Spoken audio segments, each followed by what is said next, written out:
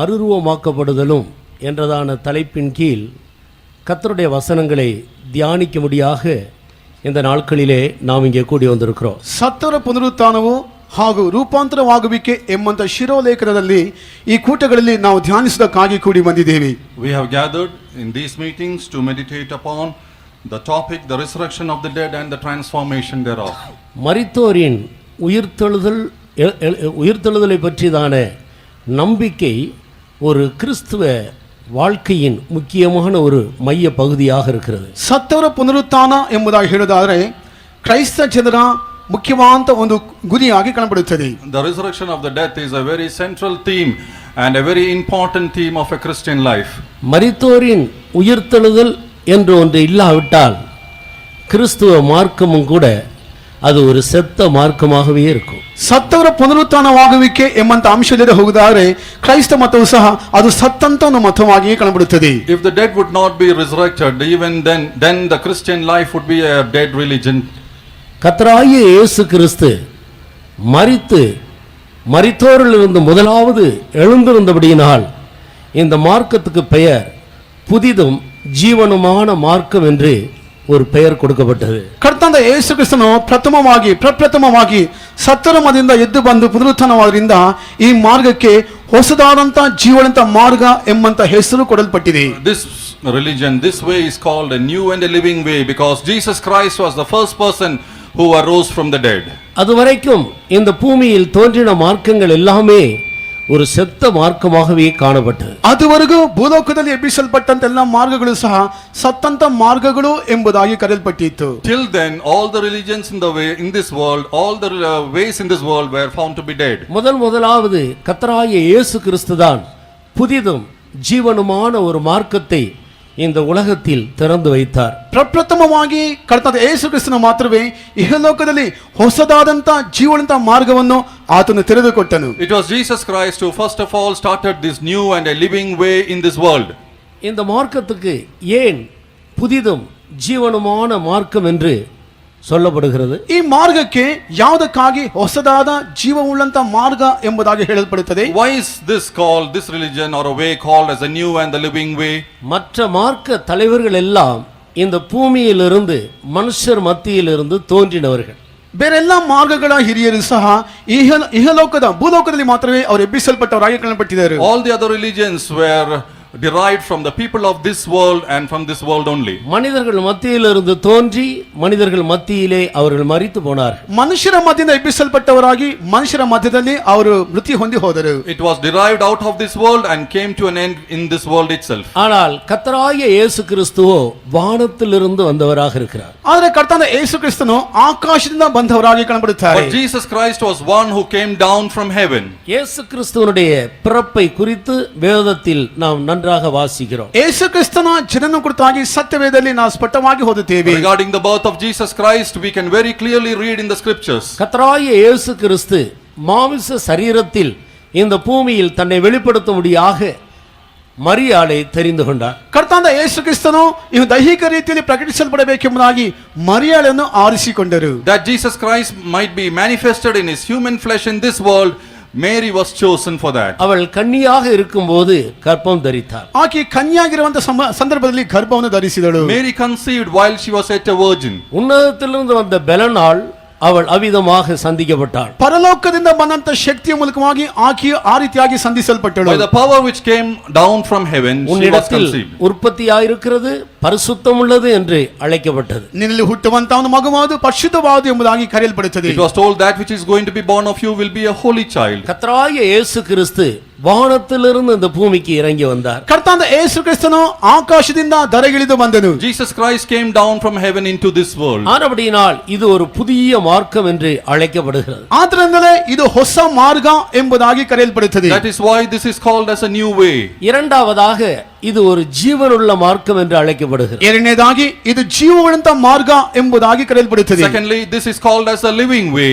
ஏன் இது ஒரு ஜீவனுள்ள மார்க்கமாக இருக்கிறது? ಯಾವುದಕ್ಕಾಗಿ ಇದು ಜೀವವುಳ್ಳಂತ ಮಾರ್ಗ ಎಂಬುದಾಗಿ ಕರೆಯಲ್ಪಡುತ್ತದೆ? Why is this called as a living way? மற்றவர்கள் எல்லாரும் மரித்தார்கள், இதுவரைக்கும் எழுந்திருக்கவில்லை. ಬೇರೆ ಎಲ್ಲರೂ ಸಹ ಮೃತ್ಯು ಹೊಂದಿದರು, ಇದು ತನಕ ಅವರು ಎದ್ದೇಳಲೇ ಇಲ್ಲ. All others are dead and they have not risen yet. ஆனால் கர்த்தராகிய இயேசு கிறிஸ்துவோ மரித்தார், மூன்றாம் நாள் தான் சொன்னபடியே உயிர்த்தெழுந்தார். ಆದರೆ ಕರ್ತನಾದ ಯೇಸು ಕ್ರಿಸ್ತ ಸತ್ತನು, ತಾನು ಹೇಳಿದ ಹಾಗೆ ಮೂರನೇ ದಿವಸ ಪುನರುತ್ಥಾನವಾಗಿ ಎಬ್ಬಿಸಲ್ಪಟ್ಟನು. But in the case of Jesus Christ, he died, and according to his word, he was resurrected on the third day.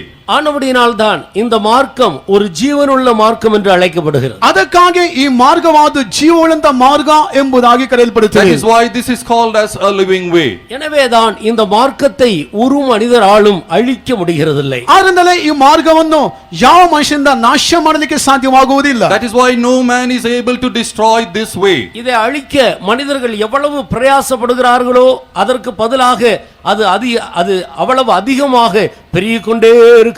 ಈ ಮಾರ್ಗವನ್ನು ನಾಶ ಮಾಡಬೇಕೆಂಬ ಎಷ್ಟು ಹೆಚ್ಚಾಗಿ ಪ್ರಯತ್ನಿಸುತ್ತಾರೋ ಅಷ್ಟು ಹೆಚ್ಚಾಗಿ ಅಭಿವೃದ್ಧಿ ಹೊಂದುತ್ತಾ ಕಾಣಬಿಡುತ್ತದೆ. The more and more a man tries to destroy this religion, the more and more it is flourishing. தேவன் ஒருவர் உண்டு என்று பெரும்பான்மையான இந்திய மக்கள் விசுவாசம் உள்ளவர்களாக இருக்கிறார்கள். ದೇವರೊಬ್ಬರು ಇದ್ದಾನೆಂಬುದಾಗಿ ಬಹುಜನರು ಈ ಒಂದು ಭಾರತೀಯರು ನಂಬುತ್ತಾರೆ. Most of the Indians truly believe that there is a God living.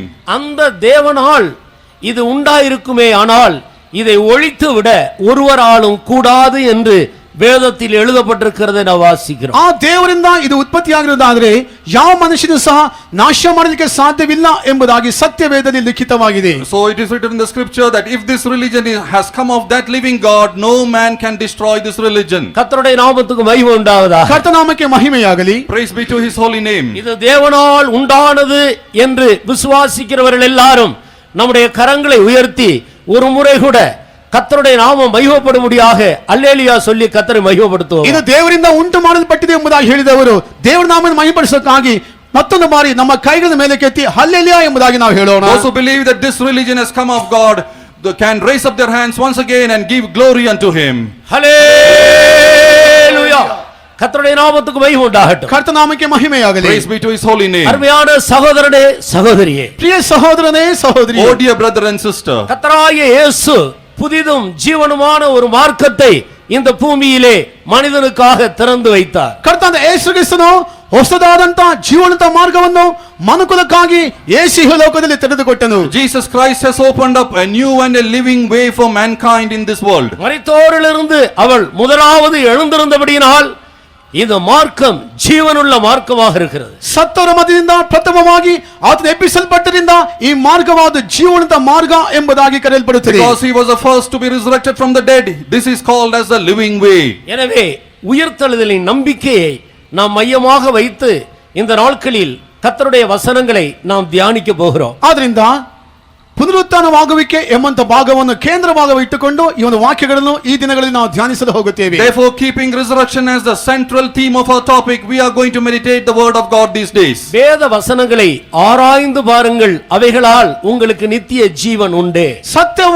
ಸತ್ಯವೇದ ವಾಕ್ಯಗಳನ್ನು ಚೆನ್ನಾಗಿ ನೋಡಿರಿ, ಅದರ ಮೂಲಕವಾಗಿ ನಿಮಗೆ ನಿತ್ಯ ಜೀವ ಉಂಟು ಎಂಬುದಾಗಿ ಓದುತ್ತೇವೆ. It is written, search ye the scriptures, for in there is eternal life for you. வேதத்தில் சொல்லப்பட்டிருக்கிறதான ஒவ்வொரு வார்த்தையும் அது தேவனால் கொடுக்கப்பட்ட வார்த்தையாக இருக்கிறது. ಸತ್ಯವೇದದಲ್ಲಿ ಹೇಳಲ್ಪಟ್ಟ ಪ್ರತಿಯೊಂದು ವಾಕ್ಯವೂ ಸಹ ದೇವರಿಂದ ಕೊಡಲ್ಪಟ್ಟಂತ ವಾಕ್ಯಗಳಾಗಿವೆ. Every word written in the scripture is a word which is given by God himself. ஒவ்வொரு வார்த்தையிலும் ஜீவன் இருக்கிறது. ಪ್ರತಿಯೊಂದು ವಾಕ್ಯದಲ್ಲಿ ಸಹ ಒಂದು ಜೀವ ಉಂಟು. There is life in every word. இந்த தேவனுடைய வார்த்தையை யார் விசுவாசிக்கிறார்களோ அவர்களுக்குள்ளே ಜೀವನ ಉಂಟಾಗಿ ಕೊಂಡೇ இருக்கிறது. ಈ ದೇವರ ವಾಕ್ಯವನ್ನು ಯಾರು ನಂಬುತ್ತಾರೋ ಅವರಲ್ಲಿ ಜೀವವು ಉಂಟಾಗುತ್ತಾ ಇರುತ್ತದೆ. And into everyone who believes this word there will be a life which is created. ஆனபடியினால் அவர்கள் ஜீவனிலிருந்து ஜீவனுக்குள்ளே கடந்து போய் கொண்டே இருக்கிறார். ಆದ್ರಿಂದಲೇ ಅವರು ಜೀವದಿಂದ ಜೀವಕ್ಕೆ ದಾಟಿ ಹೋಗುತ್ತಾ ಇರುತ್ತಾರೆ. Therefore they will move in forward from life to eternal life. எவ்வளவு எதிர்ப்புகள் வந்தாலும், ಎಂತ ರೀತಿಯಂತ ಎದುರಿಕೆಗಳು ಬಂದರೂ ಸಹ, doesn't matter whatever hindrance ஒரு come, மெய்யான கிறிஸ்துவ வாழ்க்கை செய்வதற்கு எவ்வளவு தடைகள் எழும்பினாலும், ಒಂದು ನಿಜವಾದ ಕ್ರೈಸ್ತ ಜೀವಿತ ಮಾಡಲಿಕ್ಕೆ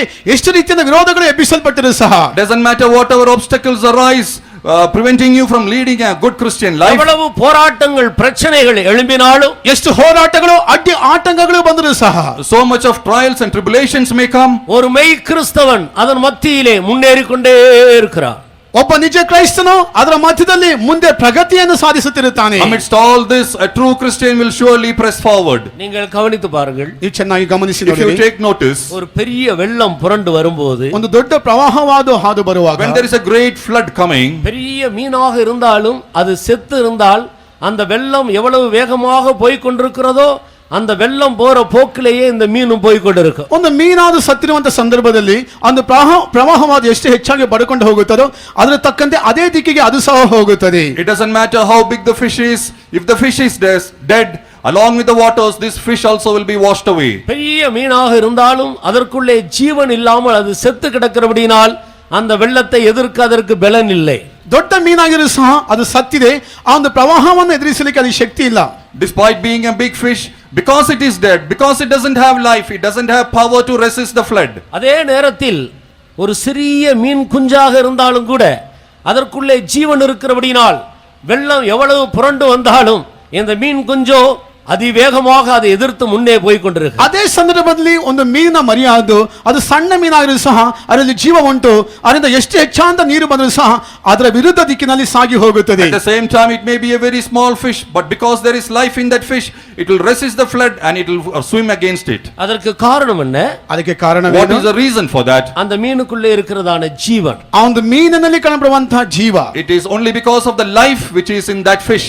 இயேசு கிறிஸ்து ஜீவனாக இருக்கிறார். ಯೇಸು ಕ್ರಿಸ್ತನು ಜೀವವೊಂದಿಗೆ ಕಾಣப்படுತ್ತಾನೆ. Jesus Christ is life himself. ஒரு மனிதன் இயேசு கிறிஸ்துவை ஏற்றுக்கொள்ளும் போது அவன் ஜீவனை ஏற்றுக்கொள்ளுகிறார். ಒಬ್ಬ ವ್ಯಕ್ತಿಯು ಯೇಸುವನ್ನು ಸ್ವೀಕರಿಸುವಾಗ ಅವನಲ್ಲಿ ಆತನ ಜೀವವನ್ನು ಅಂಗೀಕರಿಸುತ್ತಾನೆ. So when a person accepts Jesus Christ into his life, he is accepting true life into himself. ஒரு மனிதனுக்குள்ளே ஜீவன் உள்ளே பிரவேசிக்கிறது. ಒಬ್ಬ ಮನುಷ್ಯನಲ್ಲಿ ಜೀವವಾದವನ ಒಳಗಡೆ ಪ್ರವೇಶಿಸುತ್ತದೆ. And into that man that life enters. ஆனபடியினால் இந்த அசுத்த உலகத்தில் பாவத்தை எதிர்க்க, பிசாசை எதிர்க்க, உலகத்தை எதிர்க்க, மரணத்தை எதிர்க்க, பாதாளத்தை எதிர்க்க அவன் ஜீவன் உள்ளவனாக மாற்றப்படுகிறான். ಆದ್ರಿಂದಲೇ ಒಂದು ಅಶುದ್ಧವಾದ ಲೋಕದಲ್ಲಿ ಪಾಪವನ್ನು ಎದುರಿಸುವುದಕ್ಕಾಗಿ, ಲೋಕವನ್ನು ಎದುರಿಸುವುದಕ್ಕಾಗಿ, ಸೈತಾನ್ ಎದುರಿಸುವುದಕ್ಕಾಗಿ, ಮರಣವನ್ನು ಎದುರಿಸುವುದಕ್ಕಾಗಿ ಅವನಲ್ಲಿ ಜೀವವಾದ ಕಾಣಬಿಡುತ್ತದೆ. Therefore in this unclean world he has got the power in him, he has got the life in him to resist everything unclean, to resist sin, to resist death. இயேசு கிறிஸ்துவை மெய் இரட்சகராக தன்னுடைய வாழ்க்கையில் ஏற்றுக்கொண்ட ஒவ்வொரு கிறிஸ்தவனும் ಜೀವನ್ ಉಳ್ಳ ಕ್ರಿಸ್ತವನಾಗ இருக்கிறான். ಯೇಸುವನ್ನು ನಿಜ ರಕ್ಷಕನಾಗಿ ಅಂಗೀಕರಿಸಿದ ಪ್ರತಿಯೊಬ್ಬ ವ್ಯಕ್ತಿ ಸಹ ಜೀವವುಳ್ಳಂತವನಾಗಿ ಕಾಣಬಿಡುತ್ತಾನೆ. Every individual who has accepted Jesus Christ into his life is a Christian who is full of life. அப்போஸ்தலனாகிய பரிசுத்த பவுல் இவ்விதமாக சொன்னார். ಅಪೊಸ್ತಲನಾದ ಪೌಲನು ಈ ರೀತಿಯಾಗಿ ಹೇಳುತ್ತಾನೆ. Apostle Paul tells in this manner, கிறிஸ்து எனக்கு ஜீவன் ஆனபடியினால் சாவு எனக்கு ஆதாயம். ಕ್ರಿಸ್ತ ನನಗೆ ಜೀವವಾಗಿದ್ದರಿಂದ ಅದು ಸಾಯುವುದು ನನಗೆ ಆದಾಯವಾಗಿದೆ ಎಂಬುದಾಗಿ ಹೇಳುತ್ತಾನೆ. Paul says, because Christ is my life, death is a gain for me. ஆனபடியினால் கிறிஸ்து ஒரு மனிதனுக்குள்ளே ஜீவனாக பிரவேசிக்கும் போது ಅವನಿಗೆ இந்த ಭೂಮಿயிலே எல்லாம் ಲಾಭமாக ಮಾರಿಬಿಡುತ್ತೆ. ಆದ್ದರಿಂದ ಕ್ರಿಸ್ತನು ಒಬ್ಬ ವ್ಯಕ್ತಿಯಲ್ಲಿ ಪ್ರವೇಶಿಸುವಾಗ ಭೂಲೋಕದ ಎಲ್ಲ ಕಾರ್ಯಗಳು ಸಹ ಅವನಿಗೆ ಲಾಭವಾಗಿ ಪರಿವರ್ತಿಸುತ್ತದೆ. Therefore when Christ enters into the life of a man, everything in this world becomes a gain for him. எல்லாவற்றையும் அவன் ஜெயிக்கிறவனாக மாறிவிடுகிறான். ಎಲ್ಲವನ್ನೂ ಅವನು ಜಯಿಸುವವನಾಗಿ ಮಾರ್ಪಡುತ್ತಾನೆ. He will become one who is victorious over everything. இந்த சாயங்கால வேளையில் எத்தனை பேர் அந்த ஜீவனை பெற்றுக்கொண்டவர்களாக நாம் கூடி வந்திருக்கிறோம். ಈ ಸಂಜೆ ವೇಳೆಯಲ್ಲಿ ಆ ಜೀವನ ಹೊಂದಿಕೊಳ್ಳುವುದಕ್ಕಾಗಿ ಎಷ್ಟು ಮಂದಿ ನಾವು ಇಲ್ಲಿ ಕೂಡಿ ಬಂದಿದ್ದೇವೆ. This evening how many of us have gathered here having received that life into our life? நாம் பெற்றுக்கொண்ட அந்த ஜீவனுக்காக ஒரு முறை கூட நம்முடைய கரங்களை உயர்த்தி கர்த்தரை மகிமைப்படுத்துவோமா? ನಾವು ಹೊಂದಿಕೊಂಡಂತ ಜೀವವೇ, For the life that we have received, shall we once again raise up our hands and give glory unto God? ஹல்லேலூயா! கர்த்தருடைய நாமத்துக்கு மகிமை உண்டாகட்டும். ಕರ್ತನಾಮಕ್ಕೆ ಮಹಿಮೆಯಾಗಲಿ. Praise be to his holy name. அருமையானவர்களே, ಪ್ರಿಯರೇ, Oh dear people, இந்த செத்து போன உலகத்தில், அசுத்த பாவம் நிறைந்த இந்த உலகத்தில் எல்லாவற்றையும் எதிர்த்து பரலோகத்தை நோக்கி முன்னேறி செல்லுகிற ஒரு ஜீவனுள்ள மனிதர்களாக தேவன் நம்மை சந்தித்திருக்கிறார். ಈ ಸತ್ತು ಹೊಂತ ಲೋಕದಲ್ಲಿ ನಾನಾ ರೀತಿಯ ಅಶುದ್ಧವನ್ನು ತುಂಬಲ್ಪಟ್ಟ ಈ ಲೋಕದಲ್ಲಿ ಒಂದು ಜೀವನದ ವ್ಯಕ್ತಿಗಳಾಗಿ ಎಲ್ಲಾ ಕಾಲದ ಪ್ರಗತಿ ಸಾಧಿಸಿ ಮುಂದೆ ಹೋಗುವಂತ ಜೀವಾಂತ ಉಳ್ಳವನಾಗಿ ಕರ್ತನು ನಮ್ಮನ್ನು ಮಾರ್ಪಡಿಸುತ್ತಿದ್ದಾನೆ. in this dead world, in this unclean world, our Jesus has met us and put this life into us so that we may press forward daily into our life. ஆனபடியால் தான் கிறிஸ்துவ மார்க்கத்தின் ஜீவநாடியே உயிர்த்தெழுதலின் நம்பிக்கையாக இருக்கிறது. ಅದಕ್ಕಾಗಿ ಕ್ರಿಸ್ತ ಲೋಕದ ಜೀವವಾದು ಪುನರುತ್ಥಾನವಾಗುವಿಕೆಯ ಒಂದು ನಿರೀಕ್ಷೆಯಾಗಿದೆ. Therefore the heart throb of the Christian life is the resurrection of the dead. ஒரு மனிதனுடைய முதுகெலும்பு போல இருக்கிறது. ಒಬ್ಬ ಮನುಷ್ಯನ ಒಂದು ಬೆನ್ನೆಲುಬಿನ ಹಾಗೆ ಕಾಣಬರುತ್ತದೆ. It is like the backbone of a man. முதுகு எலும்பு இல்லாத மனிதன் நிற்க முடியாது. ಬೆನ್ನೆಲುಬಿಲ್ಲದೆ ಇರುವಂತ ಒಬ್ಬ ವ್ಯಕ್ತಿ ಅದು ನಿಲ್ಲಲಿಕ್ಕೆ ಸಾಧ್ಯವಾಗುವುದಿಲ್ಲ. A person without a backbone, he can never stand. ஆனால் முதுகெலும்புள்ள மனிதனோ எழுந்து நிமிர்ந்து நிற்க முடியும். ಆದರೆ ಬೆನ್ನೆಲಿರುವ ಜೀವಂತ ಒಂದು ವ್ಯಕ್ತಿ ಆದವನು ಎದ್ದು ನೇರವಾಗಿ ನಿಲ್ಲಲಿಕ್ಕೆ But ಸಾಧ್ಯವಾಗುತ್ತದೆ. a person with a backbone, he can stand upright. அதே போலதான் உயிர்த்தெழுதலின் நம்பிக்கை ஒரு கிறிஸ்துவ ஜீவியத்தின் முதுகெலும்பாக இருக்கிறது. ಅದೇ ರೀತಿಯಾಗಿ ಪುನರುತ್ಥಾನದ ನಿರೀಕ್ಷೆಯಾದ್ದು ಒಬ್ಬ ವ್ಯಕ್ತಿಯ ಬೆನ್ನೆಲುಬಿನ ಹಾಗೆ ಕಾಣಬರುತ್ತದೆ. In the same manner, the hope of resurrection is the backbone of a Christian life of an individual. ஆனபடியினால் ஒவ்வொரு கிறிஸ்தவனும் உயிர்த்தெழுதலை பற்றிய நம்பிக்கை நிறைந்தவனாக காணப்பட வேண்டும். ಆದ್ದರಿಂದ ಪ್ರತಿಯೊಬ್ಬ ಕ್ರೈಸ್ತನು ಸಹ ಆ ಒಂದು ಪುನರುತ್ಥಾನದ ನಿರೀಕ್ಷೆಯೊಂದಿಗೆ ಕಾಣಪಡಬೇಕು. Therefore, every Christian, it is important that we have the hope of resurrection within us.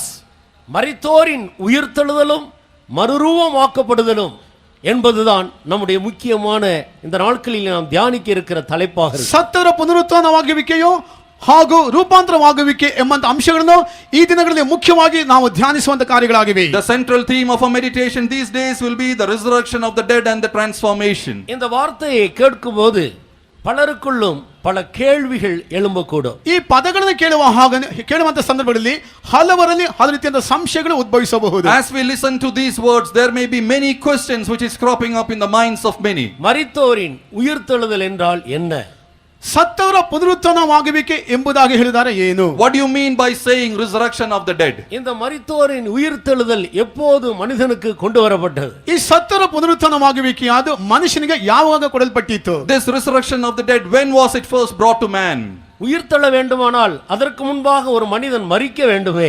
ಪುನರುತ್ಥಾನವಾಗಬೇಕಾದ್ರೆ ಅದಕ್ಕೆ ಮುಂಚಿತವಾಗಿ ಒಬ್ಬ ವ್ಯಕ್ತಿ ಸಾಯಬೇಕಲ್ಲವೇ? If a man has to be resurrected, first of all he has to die. அப்படியானால் மரணம் எப்படி மனிதனுக்குள்ள வந்தது? ಹಾಗಾದ್ರೆ ಮನುಷ್ಯನಲ್ಲಿ ಮರಣವು ಯಾವ ರೀತಿಯಾಗಿ ಬಂದಿತು? If that be so, first of all, how did death come into man? எல்லாருக்கும் ஒரே விதமான உயிர்த்தெழுதலா? ಎಲ್ಲರಿಗೂ ಒಂದೇ ರೀತಿಯ ಪುನರುತ್ಥಾನವಾಗುವಿಕೆಯೋ? Is there the resurrection of the same order for everyone? இல்லாவிட்டால் அவைகளிலே பல வித்தியாசங்கள் இருக்கின்றனவா? ಅಥವಾ ಅದರಲ್ಲಿ ಹಲವು ರೀತಿಯ ವ್ಯತ್ಯಾಸಗಳು ಕಾಣಬರುತ್ತವೋ? Or is there different orders of resurrection? எல்லாரும் ஒரே காலத்தில் உயிர்த்தெழுவார்களா? ಎಲ್ಲರೂ ಸಹ ಒಂದೇ ಕಾಲದಲ್ಲಿ ಪುನರುತ್ಥಾನವಾಗುತ್ತಾರೋ? Will everyone be resurrected at the same time? இல்லாவிட்டால் வித்தியாசமான காலங்களில் எழும்புவார்களா? ಅಥವಾ ವ್ಯತ್ಯಾಸವಾದ ಕಾಲದಲ್ಲಿ ಅವರು ಎಬ್ಬಿಸಲ್ಪಡುತ್ತಾರೋ? Or is it that they will be resurrected at different times and ages? அப்படியானால் ஏன் அப்படிப்பட்ட வித்தியாசங்கள் எந்த அடிப்படையில் உண்டாகின்றன? ಹಾಗಾದ್ರೆ ಆ ವ್ಯತ್ಯಾಸಗಳು ಯಾವ ರೀತಿಯ ತಳಹದಿಯಲ್ಲಿ ಉಂಟಾಗುತ್ತವೆ? If that be so, why the differences and what is the basis for these differences? மரித்த மனிதன் உயிர்த்தெழுவதற்கு இடையில் அவன் எங்கே போகிறான்?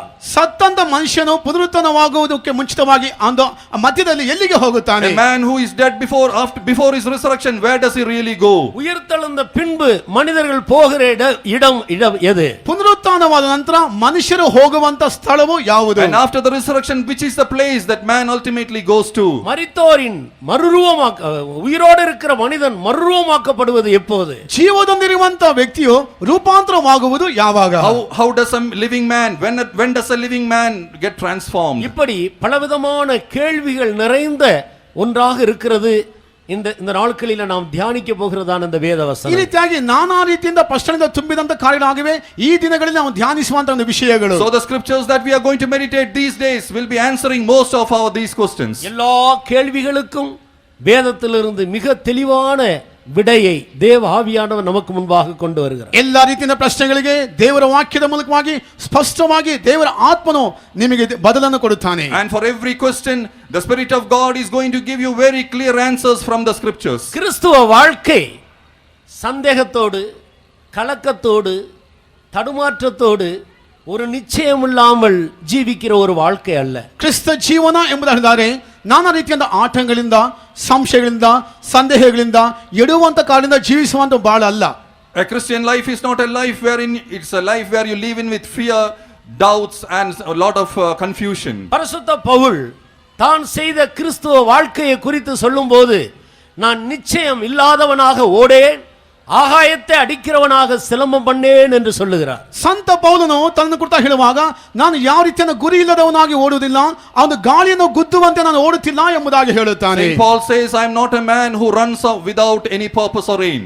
நான் நிச்சயத்தோடு தான் ஒவ்வொரு ஸ்டெப்பும் எடுத்து வைக்கிறேன் என்ற ஒரு முழு நிச்சயத்தோடு செய்கிற ஒரு கிறிஸ்துவ வாழ்க்கையை அவர் அறிமுகப்படுத்துகிறார். ನಾನು ಒಳ್ಳೆ ನಿಶ್ಚಯದೊಂದಿಗೆ ಒಂದನೇ ಹೆಜ್ಜೆಯನ್ನು ಮುಂದೆ ಇಡುತ್ತಾನೆ ಎಂಬಂತ ಒಂದು ಸಂಪೂರ್ಣ ನಿಶ್ಚಯದೊಂದಿಗೆ ತಾನು ಹೇಳುತ್ತಾನೆ. He is introducing a life wherein he says that I am sure about every step that I take. கர்த்தராகிய இயேசு இந்த பூமியில் நமக்கு மாதிரியாக வைத்த அவர் செய்ததான வாழ்க்கையில் நடக்க போகிற ஒவ்வொன்றையும் அவர் முன்னதாக தெளிவாக எடுத்துரைத்து அவர் நிச்சயத்தோடு கடந்து சென்றார். ಕರ್ತನ ಯೇಸು ಕ್ರಿಸ್ತನು ಭೂಲೋಕದಲ್ಲಿ ನಮಗೆ ಪ್ರತಿಯೊಂದು ಕಾರ್ಯವನ್ನು ಮಾದರಿಯಾಗಿ ಮಾಡಿ ಇಟ್ಟು ಆತ ಎಲ್ಲವನ್ನೂ ಸಹ ನಮಗೆ ಮಾದರಿಯಾಗಿಟ್ಟು ಎಲ್ಲವನ್ನು ಮಾಡಿ ಮುಗಿಸಿ ಹೋಗಿದ್ದಾನೆ. Jesus Christ was himself a perfect example for us to lead in this life.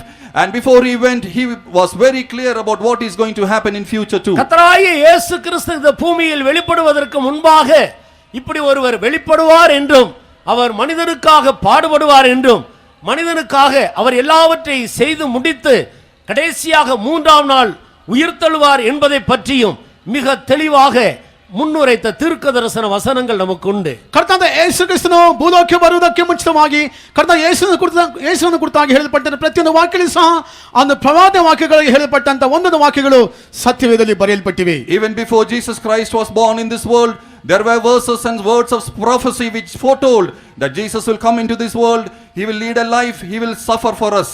கிறிஸ்து பிறப்புக்கு சுமார் 700 வருடங்களுக்கு முன்பாக ஜீவித்ததான ஏசாயா என்ற ஒரு தீர்க்கதரிசி இயேசு கிறிஸ்துவினுடைய பிறப்பை குறித்தும் அவர் இந்த பூமியிலே எப்படி மனிதனுக்காக பாடுபட்டு மரிப்பார் என்பதை குறித்தும் அவருடைய உயிர்த்தெழுதலை குறித்தும் தெளிவாக தீர்க்க தரிசனம் எடுத்துரைத்திருக்கிறார். ಕರ್ತನಾದ ಯೇಸು ಕ್ರಿಸ್ತನು ಇಹಲೋಕದಲ್ಲಿ ಹುಟ್ಟುವುದಕ್ಕೆ ಸುಮಾರು 700 ವರ್ಷಗಳ ಹಿಂದೆಯೇ ಪ್ರವಾದಿಯಾದ ಯೆಶಾಯ ಎಂಬಂತ ಆತನು ಯಾವ ರೀತಿಯಾಗಿ ಹುಟ್ಟುತ್ತಾನೆ, ಯಾವ ರೀತಿಯಾಗಿ ಬಾಧೆಯನ್ನು ಅನುಭವಿಸುತ್ತಾನೆ, ಯಾವ ರೀತಿಯಾಗಿ ಪುನರುತ್ಥಾನವಾಗುತ್ತಾನೆ ಎಂಬ ಅಂಶಗಳನ್ನು ತನ್ನ ಪುಸ್ತಕದಲ್ಲಿ ಬರೆದಿಟ್ಟಿದ್ದಾನೆ. Prophet Isaiah about 700 years before Jesus Christ was born, he had told in his book as to how Jesus will be born, how he will suffer and how he will be raised up once again. சொல்லப்பட்ட எல்லா தீர்க்கதரிசனங்களும் இயேசு கிறிஸ்துவினுடைய ஜீவியத்திலே நிறைவேறிற்று. ಹೇಳಲ್ಪಟ್ಟಂತ ಪ್ರತಿಯೊಂದು ಅವನ ಪ್ರವಾದಿ ಅಂಶಗಳು ಯೇಸು ಕ್ರಿಸ್ತನ ಜೀವಿತದಲ್ಲಿ ಹಾಗೆ ನೆರವೇರಿತು. And every prophecy that was told, it came to pass in the life of Jesus Christ. அவைகளில் ஒன்றும்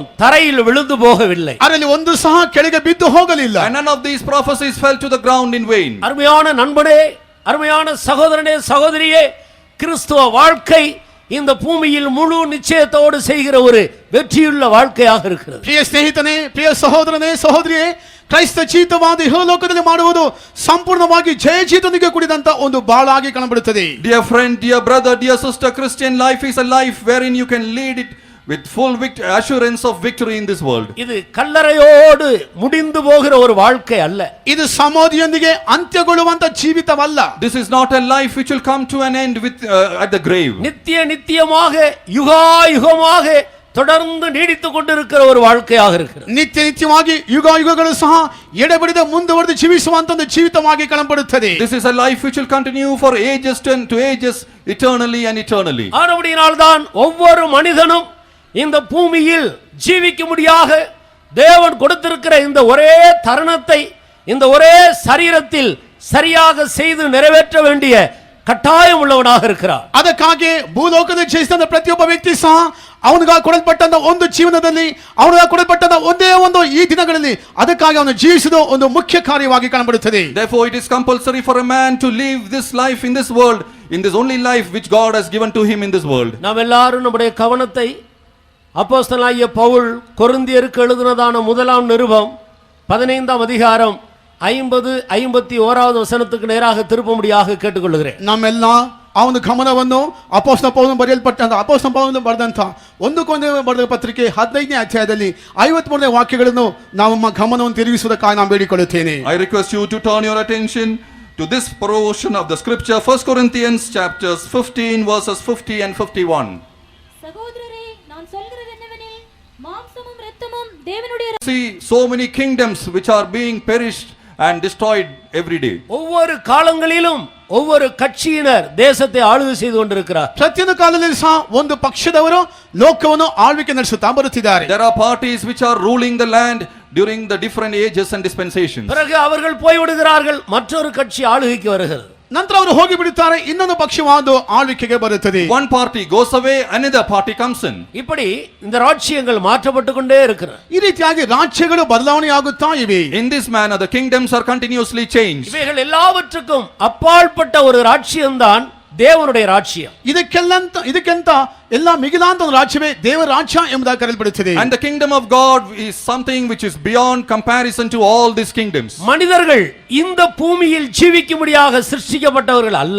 ಮನುಷ್ಯರು ಇಹಲೋಕದಲ್ಲಿ ಜೀವಿಸಕ್ಕಾಗಿ ಉಂಟು ಮಾಡಲ್ಪಟ್ಟವರು ಅಲ್ಲ. Man is not a creature who has been created to live in this world. அவன் தேவனுடைய சாயலின்படியும் தேவனுடைய ரூபத்தின்படியும் தேவனுடைய நோக்கத்தின்படியும் அவன் சிருஷ்டிக்கப்பட்டபடியினால் அவன் தேவனுடைய ராஜ்யத்தில் என்றென்றைக்கும் அவரோடு கூட இருக்கும்படியாகவே ಸೃಷ್ಟಿಸಲ್ಪಟ್ಟಿರುತ್ತಾನೆ. ಅವನು ದೇವರ ಹೋಲಿಕೆಗೆ ಅನುಸಾರವಾಗಿ ದೇವರ ಸಾರೂಪ್ಯಕ್ಕೆ ಅನುಸಾರವಾಗಿ ದೇವರ ಉದ್ದೇಶಕ್ಕೆ ಅನುಸಾರವಾಗಿ ಸೃಷ್ಟಿಸಲ್ಪಟ್ಟರಿಂದ ಎಂದೆಂದೂ ಸಹ ದೇವರೊಂದಿಗೆ ಇರಬೇಕೆಂಬುದಾಗಿ ಅವನು ಸೃಷ್ಟಿಸಲ್ಪಟ್ಟವನು. Because man has been created in the image and the form of God, and for the purpose of God he has been created that he might live with God eternally. அப்படியானால் இப்படிப்பட்ட ஒரு சபிக்கப்பட்ட இந்த பூமியில் ஏன் மனிதர் ஜீவித்துக் கொண்டிருக்கிறான் என்பது மற்றொரு ಅನೇಕರುடைய ಹೃದಯத்துக்குள் எழும்புகிற ஒரு ಕೇಳ್ವಿயாக ಇದೆ. ಹಾಗಾದ್ರೆ ಶಪಿಸಲ್ಪಟ್ಟಂತ ಈ ಪ್ರಪಂಚದಲ್ಲಿ ಮನುಷ್ಯನು ಯಾವುದಕ್ಕಾಗಿ ಜೀವಿಸುತ್ತಾನೆ ಎಂಬಂತ ಒಂದು ಪ್ರಶ್ನೆ ಅದು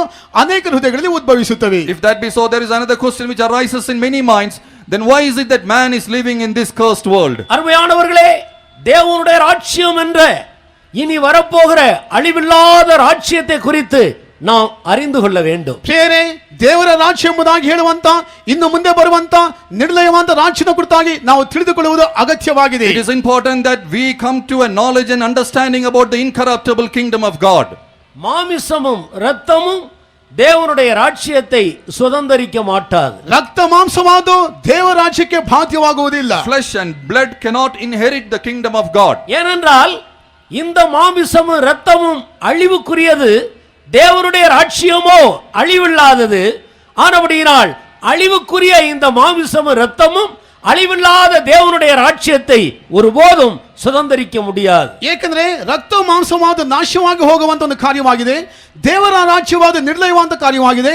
ನಾಶವಾಗಿ ಹೋಗುವಂತ ಈ ರಕ್ತ ಮಾಂಸವಾದ ನಿರ್ಲಯವಾಗಿರುವಂತ ದೇವರ ರಾಜ್ಯವನ್ನು ಪಡೆದುಕೊಳ್ಳೋದಕ್ಕೆ ಸಾಧ್ಯವೇ ಇಲ್ಲ. Flesh and blood is corruptible, but the kingdom of God is incorruptible. Therefore it is easy to understand that this flesh and blood cannot inherit the incorruptible kingdom of God.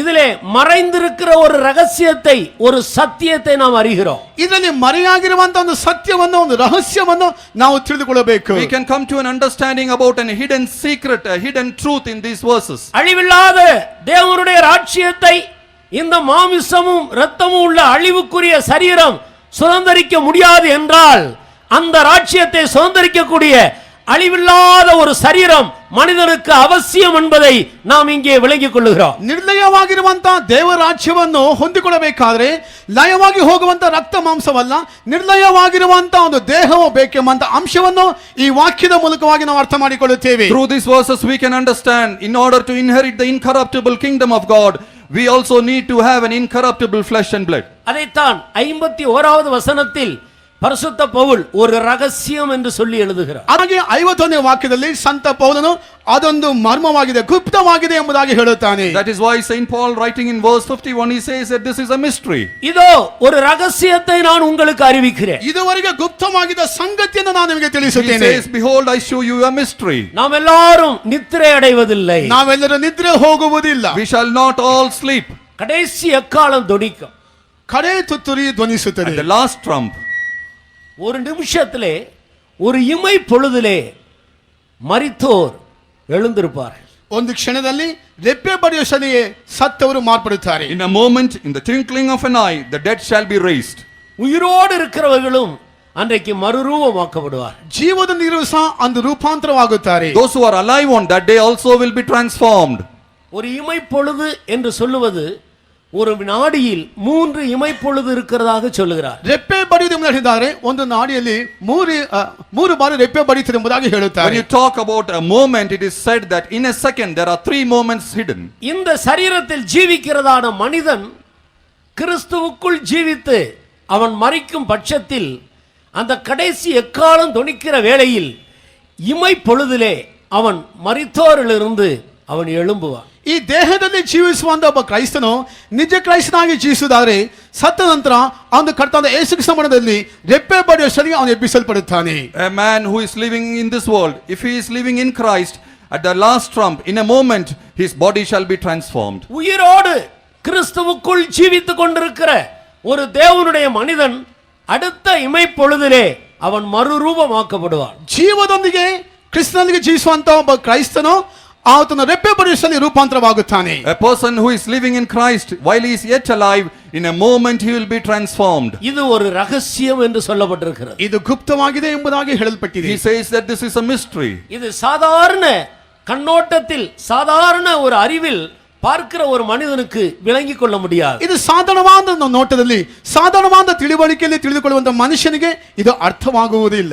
A man who is ordinarily looking at it, it will not be visible to him. He can neither understand this. இதை விளங்கிக் கொள்ளும்படி அவன் கிறிஸ்துவுக்குள் ஆரம்ப அனுபவங்களை கடந்து வர வேண்டியதாக இருக்கு. ಇದನ್ನು ಅರ್ಥ ಮಾಡಿಕೊಳ್ಳುವುದಕ್ಕಾಗಿ ಕ್ರೈಸ್ತನ ಅನುಭವದಲ್ಲಿ ಪ್ರಾರಂಭದ ಅನುಭವದಲ್ಲಿ ದಾಟಿ ಬರಬೇಕಾದ ಅಗತ್ಯವಾಗಿದೆ. To understand this, he has to come through the various steps through Christ. இது எப்படி என்பதை குறித்து ஆண்டவருக்கு சித்தமானால் இனி வருகிற நாட்களில் அதை குறித்து நாம் தெளிவாக தியானிக்கலாம். ಇದು ಹೇಗೆ ಎಂಬುದಾಗಿ ತಿಳಿದುಕೊಳ್ಳುವುದಕ್ಕಾಗಿ ಕರ್ತನ ಚಿತ್ತವಾದರೆ ಬರುವಂತ ದಿನಗಳಲ್ಲಿ ಅದನ್ನು ಸ್ಪಷ್ಟವಾಗಿ ನಾವು ತಿಳಿದುಕೊಳ್ಳೋಣ. As to how this is possible in the days to come, if it is the will of God, we shall meditate. நீங்கள் எந்த சமயத்தை சேர்ந்தவர்களாக இருந்தாலும் சரி, அருமையானவர்களே, மனிதன் ஒவ்வொருவனுக்கும் ஒரு உயிர்த்தெழுதலை இல்லாவிட்டால் ஒரு மறுரூபமாகிற அனுபவத்தை தேவன் வைத்திருக்கிறார். ಪ್ರಿಯರೇ, ನೀವು ಯಾವ ಸಭೆಗೆ ಸಂಬಂಧಪಟ್ಟವರಾದರೂ ಸರಿ, ಒಬ್ಬೊಬ್ಬ ವ್ಯಕ್ತಿಗೂ ಸಹ ಪುನರುತ್ಥಾನವಾಗುವಿಕೆ ರೂಪಾಂತರವಾಗುವಿಕೆ ಎಂಬಂತ ಅನುಭವವನ್ನು ಕರ್ತನ ಇಟ್ಟಿರುವರು. It doesn't matter to which group or church you belong, God has ordained a resurrection and a transformation for every man. சிருஷ்டிக்கப்பட்டிருக்கிறவைகள் அனைத்தும் தமது சாயலின்படியே ரூபத்தின்படியே சிருஷ்டிக்கப்பட்ட இந்த மனிதனுக்காகவே சிருஷ்டிக்கப்பட்டிருக்கின்றன. ಸೃಷ್ಟಿಸಲ್ಪಟ್ಟಂತ ಎಲ್ಲ ಕಾರ್ಯಗಳು ಸಹ ದೇವರ ಹೋಲಿಕೆಗೆ ಅನುಸಾರವಾಗಿ ಸಾರೂಪ್ಯಕ್ಕೆ ಸೃಷ್ಟಿಸಲ್ಪಟ್ಟಂತ ಮನುಷ್ಯನಿಗಾಗಿ ಉಂಟು ಮಾಡಲ್ಪಟ್ಟಿವೆ. Everything created in this world is created for the man who has been created after the same image and form of God. இந்த மனிதன் தேவனுடைய நோக்கத்திலிருந்து விழுந்தபோது இந்த மனிதனை மீட்கும்படியாக தேவன் தன்னுடைய ஒரே பேரான குமாரனாகிய இயேசுவையே இந்த ಭೂಮಿಗೆ ಅನುப்பினார். ಈ ಮನುಷ್ಯನು ದೇವರ ಉದ್ದೇಶದ ಕೆಳಗೆ ಬಿದ್ದಂತ ಸಂದರ್ಭದಲ್ಲಿ ಅವನು ವಿಮೋಚನಕ್ಕಾಗಿ ಒಬ್ಬ ಮಗನಾಗಿರುವ ಕ್ರಿಸ್ತನನ್ನು ತಂದೆಯ ದೇವರು ಧರೆಗೆ ಕಳಿಸಿಕೊಟ್ಟರು. When man fell from the original plan of God, to redeem that man, God sent his only begotten son Jesus Christ into this world. அப்படியானால் இந்த மனிதர் மேல் வைத்திருக்கிற தேவனுடைய அன்புதான் எவ்வளவு அது பெரியது, எவ்வளவு ஆழமானது, அது எவ்வளவு உயரமானது என்பதை சற்று சிந்தித்து பாருங்கள். ಹಾಗಾದರೆ ಮಾನವ ಕುಲದ ಮೇಲಿಟ್ಟಂತ ದೇವರ ಪ್ರೀತಿಯಾದ್ದು ಎಷ್ಟು ಅಗಲವಾಗಿದೆ, ಎಷ್ಟು ಆಳವಾಗಿದೆ, ಎಷ್ಟು ಎತ್ತರವಾಗಿದೆ ಎಂಬುದಾಗಿ ನೀವು ಗ್ರಹಿಸಿಕೊಳ್ಳಿರಿ. If that be so, you just imagine the great love of God upon mankind, how broad and long and in height it is. தேவனுடைய அன்பின் அகலம், நீளம், ஆழம், உயரத்தை மனிதனுடைய அறிவுக்கு எட்டாத ஒன்று என்றுதான் வேதமும் கூட சொல்லுகிறது. ದೇವರ ಪ್ರೀತಿಯ ಆಳವು ಅಗಲವು ಎತ್ತರವು ಉದ್ದವಾದ ಮನುಷ್ಯನ ಗ್ರಹಿಕೆಗೆ ಅದು ಅರ್ಥವಾಗುವುದಿಲ್ಲ ಎಂಬುದಾಗಿ ಸತ್ಯವೇ ಹೇಳುತ್ತದೆ. The scripture says the length and the breadth and the height of the love of God cannot be fathomed by man. ஒரு மனிதன் தேவனுடைய அன்பை இவ்விதமாக விவரித்தார். ಒಬ್ಬ ಮನುಷ್ಯನು ದೇವರ ಪ್ರೀತಿಯನ್ನು ಈ ರೀತಿಯಾಗಿ ವಿವರಿಸುತ್ತಾನೆ. A person, he described the love of God in this manner. சமுத்திரத்தில் இருக்கிற எல்லா தண்ணீரையும் இக்காக எடுத்துக்கொள்ளுங்கள்.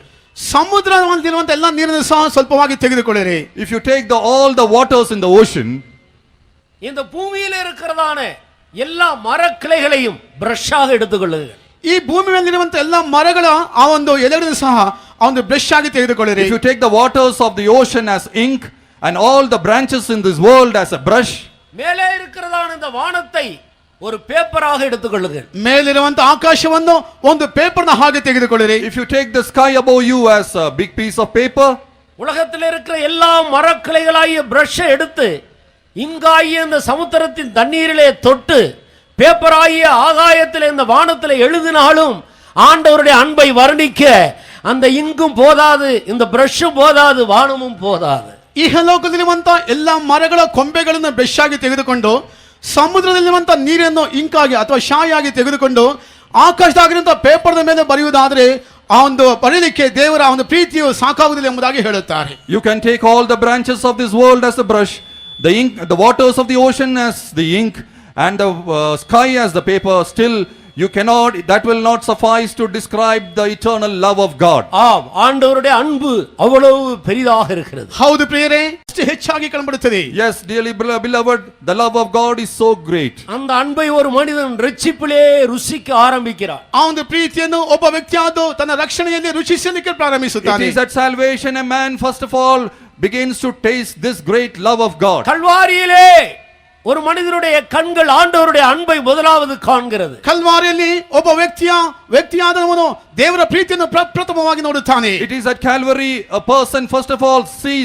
beholds the great love of God. அன்று முதல் இந்த அன்பின் ஆழத்துக்குள்ளே அவன் கடந்து போய் கொண்டே இருக்கிறான். ಅಂದಿನಿಂದ ಇನ್ನು ಪ್ರೀತಿಯ ಆಳದಲ್ಲಿ ದಾಟಿ ಹೋಗುತ್ತಾ ಇರುತ್ತಾನೆ. It is from that day he continuously goes into the depth of that love. உண்மையாக இந்த அன்பை ருசித்த ஒரு மனிதன் திரும்பி வருகிறதே இல்லை. ನಿಜವಾಗಿ ಈ ರುಚಿಯನ್ನು ನೋಡಿದಂತ ಒಬ್ಬ ವ್ಯಕ್ತಿಯಾದವನು ಹಿಂದಿರುಗಿ ಬರುವುದೇ ಇಲ್ಲ. A person who has truly tasted this great love can never return back. அவருடைய அன்பு அவ்வளவு பெரிதாக இருக்கிறது. ಆತನ ಪ್ರೀತಿಯಾದು ಅಷ್ಟು ಹೆಚ್ಚಾಗಿ ಕಾಣಬರುತ್ತದೆ. So great is his love for us. ஆம், அருமையானவர்களே, தேவன் மனிதனை எவ்வளவாய் நேசிக்கிறார் என்று பாருங்கள். ಹೌದು ಪ್ರಿಯರೇ, ದೇವರು ಮನುಷ್ಯನನ್ನು ಎಷ್ಟು ಪ್ರೀತಿಸುತ್ತಾರೆ ಎಂಬುದಾಗಿ ನೋಡಿರಿ. Yes, dearly beloved, see how great love God has for man. இந்த மனிதன் மேல் வைத்த அன்பு நிமித்தம் தேவன் தன்னுடைய ஒரே பேரான குமாரனை இந்த பூமிக்கு மனிதனுக்காக அனுப்பி வைத்தார். ಈ ಮನುಷ್ಯನ ಮೇಲೆ ದೇವರಿಟ್ಟಂತ ಪ್ರೀತಿಗಾಗಿ ತನ್ನ ಒಬ್ಬನೇ ಮಗನನ್ನು ಇಹಲೋಕಕ್ಕೆ ಕಳುಹಿಸಿಕೊಟ್ಟರು. Because of this great love God had for mankind, he sent his only begotten son into this world. இயேசு கிறிஸ்து தேவனுடைய அன்பை மனிதனுக்கு தன்னுடைய ஜீவிய காலம் முழுவதும் காட்டிக்கொண்டே இருந்தார். ಯೇಸು ಕ್ರಿಸ್ತನು ತನ್ನ ಪ್ರೀತಿಯನ್ನು ತನ್ನ ಜೀವಮಾನ ಕಾಲವೆಲ್ಲ ಮನುಷ್ಯನಿಗೆ ತೋರಿಸಿಕೊಡುತ್ತಾ ಇದ್ದಾನೆ. Jesus Christ through his life he exhibited his love for mankind. இந்த அருமையான இயேசு மனிதன் மேல் வைத்த அன்பு நிமித்தம் இந்த பூமியில் வந்து மனிதனுக்காக பாடுபட்டார். மனிதனுடைய பாவங்கள், வியாதி, சாபம், அவன் மேல் வந்த மரண தண்டனை அத்தனையும் தான் சுமந்து கொண்டு மனிதனுக்காக அவர் மரித்தார். ಈ ಮನುಷ್ಯನ ಪ್ರೀತಿಸಿದ ಯೇಸುವಾದವರು ಆ ಮನುಷ್ಯನಿಗಾಗಿ ಆ ಮನುಷ್ಯನ ಮೇಲಿರುವಂತಹ ಶಾಪಗಳು, ಪಾಪಗಳು, ರೋಗಗಳು, ರುಜಿನಗಳೆಲ್ಲ ತನ್ನ ಮೇಲೆ ಹೊತ್ತುಕೊಂಡವನಾಗಿ ಮನುಷ್ಯನಿಗಾಗಿ ತನ್ನ ಪ್ರಾಣವನ್ನೇ ಕೊಟ್ಟರು. Jesus Christ came into this world.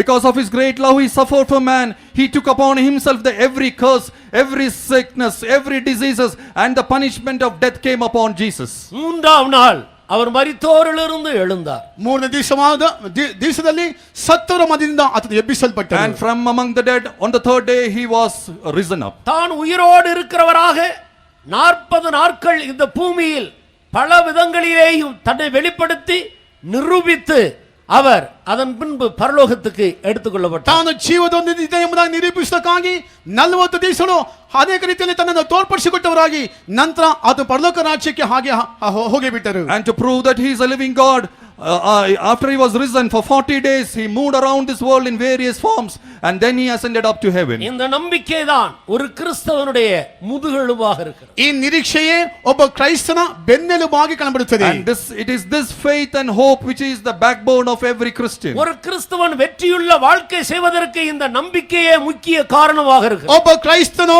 ನಿಜವಾದ ಜಯ ಜೀವಿತವನ್ನು ಮಾಡಬೇಕಾದ್ರೆ ಇದೇ ಅವನ ಮುಖ್ಯ ಗುರಿಯಾಗಿ ಕಾಣಬರುತ್ತದೆ. This is the most important reason for a man, for a Christian to lead a victorious life. ஒரு மனிதன் எந்த அளவுக்கு இந்த நம்பிக்கையிலே பெருகுகிறானோ அந்த அளவுக்கு அவன் கிறிஸ்துவ வாழ்க்கையை சந்தோஷத்தோடு செய்து கொண்டு முன்னேறுகிறான். ಒಬ್ಬ ಮನುಷ್ಯನು ಎಷ್ಟು ಅಳತೆಯಲ್ಲಿ ಈ ನಿರೀಕ್ಷೆಯಲ್ಲಿ ಮುಂದೆ ಸಾಗಿ ಹೋಗುತ್ತಾನೋ ಅಷ್ಟು ಅಳತೆಯಲ್ಲಿ ತನ್ನ ಕ್ರೈಸ್ತ ಜೀವಿತ ಮಾಡುತ್ತಾ ಮುಂದೆ ಸಾಗಿ ಹೋಗುತ್ತಾನೆ. To what extent a man or a Christian can progress forward in this faith and hope, to that extent he can be victorious in his Christian life. பிரசங்கியின் புஸ்தகம் 6ஆம் அதிகாரம் 2-3வது வசனங்களை நான் வாசித்தால் உயிர்த்தெழுதலின் நம்பிக்கை இல்லாத ஒரு மனிதனை பற்றி எவ்விதமாக சொல்லப்பட்டிருக்கிறது என்பதை நாம் காண முடியும். ಪ್ರಸಂಗಿಯ ಪುಸ್ತಕ 6ನೇ ಅಧ್ಯಾಯ 7ನೇ ಹಾಗೂ 3ನೇ ವಾಕ್ಯ ನೋಡುವಂತ ಸಂದರ್ಭದಲ್ಲಿ ಪುನರುತ್ಥಾನದ ಮೇಲೆ ನಿರೀಕ್ಷೆಯಲ್ಲಿರುವಂತ ಒಬ್ಬ ವ್ಯಕ್ತಿಯು ಹೇಗಿರುತ್ತಾನೆ ಎಂಬುದಾಗಿ ಇಲ್ಲಿ ಬರೆಯಲ್ಪಟ್ಟಿದೆ. In the book of Ecclesiastes 6th chapter verses 2 and 3 we can read about a state of man who has no hope concerning his resurrection. 3வது வசனத்தை வாசி. 3ನೇ ವಾಕ್ಯವನ್ನು ಓದೋಣ. Let us read verse 3. ஒருவன் 100 பிள்ளைகளை பெற்று அநேகம் வருஷம் ஜீவித்து தீர்க்காயுசை அடைந்திருந்தாலும் அவன் ஆத்துமா அந்த செல்வத்தால் திருப்தி அடையாமலும் அவனுக்கு பிரேத கல்லறை முதலாய் இல்லாமலும் போகுமானால் அவனை பார்க்கிலும் ಕರುವಳಿಂದ ಪಿಂಡಂ ವಾಸಿ ಎನ್கிறேன். ನೂರಾರು ಮಕ್ಕಳನ್ನು ಪಡೆದು ಮುಪ್ಪಿನ ಮುದುಕನಾಗುವ ತನಕ ಬಹು ವರ್ಷ ಬದುಕಿದವನಿಗೆ ಸುಖತೃಪ್ತಿಯೋ ಉತ್ತರ ಕ್ರಿಯೆಯೂ ಇಲ್ಲದಿದ್ದರೆ ಇವನಿಗಿಂತಲೂ ಗರ್ಭಸ್ರಾವದ ಪಿಂಡವೇ ಉತ್ತಮ ಅಂದುಕೊಂಡೇನು. If a man beget 100 children and live many years, so that the days of his years be many, and his soul be not filled with good, and also that he have no burial, I say that an untimely birth is better than he. இங்கே இந்த மனிதன் 100 பிள்ளைகளை பெற்ற ஒரு பிள்ளைகளின் செல்வம் நிறைந்த ஒரு மனிதனாக இருக்கிறார். ಈ ಮನುಷ್ಯನು 100 ಮಕ್ಕಳಿಗೆ ಜನ್ಮ ಕೊಟ್ಟಂತ ಒಬ್ಬ ವ್ಯಕ್ತಿಯನ್ನು ಕುರಿತಾಗಿ ಇಲ್ಲಿ ನೋಡುತ್ತೇವೆ. We can read here in about a man who had begotten 100 children. நீண்ட நாட்கள் இந்த பூமியிலே ஜீவித்த ஒரு தீர்க்காயுசுள்ள மனிதனாக இருக்கிறார். ದೀರ್ಘಾಯುಷ್ಯನಾಗಿ ಜೀವಿಸಿದ ಒಬ್ಬ ವ್ಯಕ್ತಿಯನ್ನು ಕುರಿತಾಗಿ ಇಲ್ಲಿ ನಾವು ನೋಡುತ್ತೇವೆ. He is a person who lived for long many years in this world. அவனுக்கு ஏராளமான செல்வம் இருக்கிறது. ಅವನಿಗೆ ಸುಖ ತೃಪ್ತಿಯಾದ ಕಾಣಬರುತ್ತದೆ. He had so much of wealth with him. ஆனாலும் அவனுக்கு ஒரு பிரேத கல்லறை முதலாக இல்லாமலும் போகுமானால், ಆದರೆ ಅವನಿಗೆ ಒಂದು ಸಮಾಧಿಯಾದ ಇಲ್ಲದೆ ಹೋಗುವುದಾದರೆ, though he might not have a burial, அவனை பார்க்கிலும் கருவழிந்த பிண்டவாசி, ಅವನಿಗಿಂತಲೂ ಸಹ ಗರ್ಭಸ್ರಾವದ ಪಿಂಡವೇ ಉತ್ತಮ. it is written that an untimely birth is better than he. இங்கே வெறும் ஒரு கல்லறையை பற்றி, ஒரு 6 அடி நீளம் 2.5 அடி அகலம் உள்ள ஒரு கல்லறை குழியை பற்றி பேசுகிறதில்லை. ಇಲ್ಲಿ ಒಂದು ಸಮಾಧಿಯಾದ 6 ಅಡಿ ಉದ್ದವಾಗಿ 2.5 ಆಳವಾಗಿರುವಂತ ಒಂದು ಸಮಾಧಿನ ಕುರಿತಾಗಿ ಮಾತಾಡುತ್ತಿಲ್ಲ. It is not told here about a grave which is 6 feet in length and 3 feet in depth. 100 பிள்ளைகளையும் மிகுந்த செல்வத்தையும் உடைய நீண்ட நாட்கள் ஜீவித்த இந்த மனிதனுக்கு ஒரு கல்லறை குழி இல்லாமல் போகுமா? 100 ಮಕ್ಕಳನ್ನು ಹೊತ್ತು ನಂತರ ಹೆಚ್ಚಾಗಿ ಗಣತಿಯಲ್ಲಿ ಜೀವಿಸ್ತಾ ಈ ವ್ಯಕ್ತಿಗೆ ಸಮಾಧಿ ಇಲ್ಲದೆ ಹೋಗುತ್ತದಾ? Can a man who had begotten 100 children, who had so much of wealth with him, can he be without a proper grave? கல்லறை என்று சொல்லுவது அங்கே ஒரு சாட்சியை வெளிப்படுத்துகிறது. ಸಮಾಧಿ ಎಂಬುದಾಗಿ ಹೇಳಿದ್ದಾರೆ, ಅಲ್ಲಿ ಒಂದು ಸಾಕ್ಷಿಗೆ ಹೋಲಿಕೆಯಾಗಿದೆ. The burial here, it denotes a testimony. முழு உலகத்தில் உள்ள கல்லறைகளும் மூடப்பட்டு இருக்க திறந்திருக்கிற ஒரே ஒரு கல்லறை என்றால் அது நம்முடைய அருமை இரட்சகராகிய இயேசுவினுடைய கல்லறை. ಇಡೀ ಲೋಕದಲ್ಲಿ ಎಲ್ಲಾ ಸಮಾಧಿಗಳು ಮುಚ್ಚಲ್ಪಟ್ಟಿವೆ, ಅರೆ ಒಂದೇ ಒಂದು ಸಮಾಧಿ ತೆರೆಯಲ್ಪಟ್ಟಿದೆ, ಅದೇ ನಮ್ಮ ಕರ್ತನಾಂತ ರಕ್ಷಕನಾಗಿರುವಂತ ಯೇಸುವಿನ ಸಮಾಧಿಯಾಗಿದೆ. While all the graves in this world are still closed, there is only one grave which is opened, and that is the grave of our Savior and Lord and beloved Jesus Christ. ஒரு நாள் இயேசுவை அதிகமாக நேசித்து ஜீவித்ததான Magdalene மரியாளும் அவருடைய சீஷர்களும் கல்லறை இயேசுவுடைய கல்லறைக்கு ஒரு ஞாயிற்றுக்கிழமை அதிகாலையில் கடந்து போனார். ಒಮ್ಮೆ ಯೇಸುವಿನ ಸಮಾಧಿ ನೋಡೋದಕ್ಕಾಗಿ ಯೇಸುವನ್ನು ಪ್ರೀತಿಸಿದಂತ ಮಗ್ದಲ ಮರಿಯಳು ಕೆಲವು ಶಿಷ್ಯರು ಸಹ ಒಂದು ಸಮಾಧಿ ನೋಡೋದಕ್ಕಾಗಿ ಒಂದು ಭಾನುವಾರ ಮುಂಜಾನೆ ಹೋಗುತ್ತಾರೆ. One Sunday morning, Mary of Magdalene and his disciples came to have a look at Jesus Christ. அங்கே கல்லறை திறந்திருந்தது. ಅಲ್ಲಿ ಸಮಾಧಿಯಾದ ತೆರೆಯಲ್ಪಟ್ಟಿದೆ. But they found that his grave was open. அந்த கல்லறையிலிருந்து ஒரு சத்தம் உண்டாய். ಆ ಸಮಾಧಿಯಿಂದ ಒಂದು ಶಬ್ದವಾದ ಹೊರಡುತ್ತದೆ. And from that grave there was a voice. நீங்கள் உயிரோடு இருக்கிறவரை மரித்தோரிடத்தில் தேடுகிறது என்ன? ನೀವು ಸಚಿವಾಗಿರುವಂತ ಆತನನ್ನು ಸತ್ತವರ ಮಧ್ಯದಲ್ಲಿ ಹುಡುಕಾಡುವುದೇನು? Why do ye search the living among the dead? அவரை வைத்த இடத்தை வந்து பாருங்கள். ಆತ ಇಟ್ಟಂತ ಸ್ಥಳವನ್ನು ಬಂದು ನೋಡಿರಿ. Come and see the place where he was kept. அவர் இங்கே இல்லை. ಆತನು ಇಲ್ಲಿ ಇಲ್ಲ. For he is not here. தாம் சொன்னபடியே அவர் உயிர்த்தெழுந்தார். ತಾನು ಹೇಳಿದ ಹಾಗೆಯೇ ಪುನರುತ್ಥಾನವಾಗಿರುವರು. And as he had told, he is resurrected. பிரேத கல்லறை முதலாய் இல்லாமலும் போகுமானால் என்ற வார்த்தை மரித்தோரிலிருந்து உயிரோடு எழும்புவேன் என்றதான ஒரு நம்பிக்கை இல்லாமல் போகுமானால் என்பதை காட்டிக் கொண்டு நிற்கிறது. ಸಮಾಧಿ ಸಲ್ಲದೆ ಹೋಗುತ್ತದೆ ಎಂಬುದಾಗಿ ಹೇಳುವಂತ ಒಂದು ಪದವಾದ್ದು ಸತ್ತವನಾದ ಎದ್ದು ಬರುತ್ತಾನೆ ಎಂಬಂತ ಒಂದು ಅಂಶವಾದು ಅದು ಎತ್ತಿ ತೋರಿಸುತ್ತದೆ. Herein it is written, he may have no burial. This denotes a life wherein he has no hope or concerning his life after death. பிரேத கல்லறை இல்லாமல் போகுமானால் என்றால் உயிர்த்தெழுதலின் நம்பிக்கை இல்லாமல் போகுமானால் என்பது அர்த்தம். ಸಮಾಧಿಯಾದ ಇಲ್ಲದೆ ಹೋಗುತ್ತದೆ ಎಂಬುದಾಗಿ ಹೇಳಿದ್ದಾರೆ, ಪುನರುತ್ಥಾನದ ನಿರೀಕ್ಷೆ ಇಲ್ಲದೆ ಹೋಗುತ್ತದೋ ಎಂಬುದರ ಅರ್ಥವಾಗಿ ಕಾಣಬರುತ್ತದೆ. Have no burial means he has no hope of his resurrection. நீ அநேகம் பிள்ளைகளை பெற்றெடுத்திருக்கலாம். ನೀವು ಅನೇಕ ಮಕ್ಕಳನ್ನು ಹೆತ್ತಿರಬಹುದು. Maybe you have begotten many children. ஒரு பெரிய ஐஸ்வர்யவானாக இந்த பூமியில ஜீவித்திருக்கலாம். ಒಂದು ದೊಡ್ಡ ಶ್ರೀಮಂತನಾಗಿ ಭೂಲೋಕದಲ್ಲಿ ಜೀವಿಸುತ್ತಿರಬಹುದು. Maybe you are living in this world as a rich man. மனிதர்கள் மத்தியிலே கணத்துக்குரிய புகழ் நிறைந்த ஒரு மனிதனாக ஜீவித்துக் கொண்டிருக்கலாம். ಮನುಷ್ಯರ ಮಧ್ಯದಲ್ಲಿ ಕೀರ್ತಿಯನ್ನು ಪಡೆದಂತ ವ್ಯಕ್ತಿಯಾಗಿ ಜೀವಿಸುತ್ತಿರಬಹುದು. You may be honorable and famous among the men. சிறந்த ஒரு படிப்பாளியாக இருக்கலாம். ಚೆನ್ನಾಗಿ ಕಲಿತಂತ ವಿದ್ಯಾವಂತನಾಗಿ ಕಾಣಪಟ್ಟಿರಬಹುದು. You may be highly educated. ஆனால் மரித்த பின் உயிர்த்தெழுவேன் என்றதான ஒரு நம்பிக்கையோடு இந்த பூமியிலே நீ ஜீவிக்காவிட்டால், ಅರೆ ಸತ್ತ ನಂತರ ಪುನರುತ್ಥಾನವಾಗುತ್ತೇನೆ ಎಂಬಂತ ನಿರೀಕ್ಷೆಯೊಂದಿಗೆ ಇಹಲೋಕದಲ್ಲಿ ಜೀವಿಸದೇ ಇರುವುದಾದರೆ, But after your death, if you have no hope of your resurrection and still you continue your life in this world, இல்லாவிட்டால் மனிதனுக்கு நியமிக்கப்பட்டதோடு அந்த உயிர்த்தெழுதலிலே பங்கு பெறக்கூடிய அளவுக்கு உன்னை நீ ஆயத்தப்படுத்திக் கொள்ளாவிட்டால், ಅಥವಾ ಮನುಷ್ಯರಿಗಾಗಿ ನೇಮಿಸಲ್ಪಟ್ಟಂತ ಆ ಒಂದು ಪುನರುತ್ಥಾನಕ್ಕಾಗಿ ನಿನ್ನನ್ನು ಸಿದ್ಧಪಡಿಸಿಕೊಳ್ಳದೆ ಹೋಗುವುದಾದರೆ, or if you don't prepare for the resurrection that is already ordained for man, உன்னை பார்க்கிலும் கருவழிந்த பிண்டவாசி, ನಿನಗಿಂತ ಗರ್ಭಸ್ರಾವದ ಪಿಂಡವೇ ಉತ್ತಮ. it is written that an untimely birth is better than you. தாயின் வயிற்றிலிருந்து முழு நிறைவோடு பிறக்காமல் தாயின் வயிற்றிலே அழிந்து போகிறதான அந்த கருவழிந்த பிண்டத்துக்கு ஒப்பாக இருக்கிறாய் என்று கர்த்தருடைய வசனம் சொல்லுது. ತಾಯಿಯ ಹೊಟ್ಟೆಯಲ್ಲಿ ಪೂರ್ಣವಾಗಿ ಹುಟ್ಟುವಂತ ಆ ಒಂದು ಮಗುವಿಗಿಂತ ಆ ಒಂದು ಹೊಟ್ಟೆಯಲ್ಲಿ ಗರ್ಭಸ್ರಾವದ ಪಿಂಡವಾದು ಹಾಗೆ ಹೋಗುತ್ತದಲ್ಲ, ಅದೇ ಉತ್ತಮ ಎಂಬುದಾಗಿ ದೇವರ ವಾಕ್ಯವು ಹೇಳುತ್ತದೆ. The word of the Lord tells that an untimely birth, a fetus that has come out, that is better. இன்றைக்கு மனிதனுடைய கீழ்த்தரமான ஒரு கேவலமான ஜீவியத்துக்கு காரணம் என்ன? இந்த ಮನುಷ್ಯ Life of man. ஏன் அநேக மனிதர்கள் தங்களுடைய வாழ்க்கை தரத்தை தேவனுக்கு ஏற்ற விதத்தில் உயர்த்துகிறதில்லை? ಇಂದ ಅನೇಕ ಜನರು ದೇವರ ವಾಕ್ಯಾನುಸಾರವಾಗಿ ತಮ್ಮ ಜೀವನವನ್ನು ಅದಕ್ಕೆ ಮೇಲೆ ಕೆತ್ತುವುದಿಲ್ಲ. Why is that? Man is not able to lead a life according to the lofty principles God has laid for him. தேவன் பரிசுத்தராக இருக்கிறார். ದೇವರು ಪರಿಶುದ್ಧನಾಗಿದ್ದಾನೆ. God himself is holy. அவர் விரும்புகிற ஒரு பரிசுத்தத்துக்கு நேராக மனிதன் ஏன் முன்னேறுகிறதில்லை? ಆತನು ಇಷ್ಟಪಡುವಂತ ಪರಿಶುದ್ಧತೆಗೆ ನೇರವಾಗಿ ಯಾವುದಕ್ಕಾಗಿ ಮನುಷ್ಯನ ಮುಂದೆ ಸಾಗುವುದಿಲ್ಲ? Why is man not able to progress towards an holiness which is desired by God? மனிதன் மரித்ததற்கு பின்பு அவனுக்கு ஒரு உயிர்த்தெழுதல் உண்டென்றும் அவர்கள் நியாயம் தீர்க்கப்பட்டு அதன் பிறகு அவர்கள் நித்திய வாசஸ்தலங்களுக்குள்ளே போவார்கள் என்பதான சத்தியத்தை அறியாதது நிமித்தம்தான். ಮನುಷ್ಯರು ಸತ್ತ ನಂತರ ಅವರಿಗೆ ಒಂದು ಪುನರುತ್ಥಾನ ಉಂಟೆಂಬುದಾಗಿಯೂ ನಂತರ ಅವರಿಗೆ ನ್ಯಾಯ ವಿಚಾರಿಸಲ್ಪಟ್ಟು ತಮಗಾಗಿ ನೇಮಿಸಲ್ಪಟ್ಟಂತ ಒಂದು ಸ್ಥಳಕ್ಕೆ ಹೋಗುತ್ತಾರೆ ಎಂಬಂತ ವಿಷಯವನ್ನು ಅವರು ಅರಿಯದವರಾಗಿ ಕಾಣಬರುತ್ತಾರೆ. It is only because man doesn't have the knowledge concerning that man after his death he will be resurrected, he will be judged, and finally he will be held accountable and he will have to lead an eternal life whether in hell or heaven. சத்தியத்தையும் அறிவீர்கள்,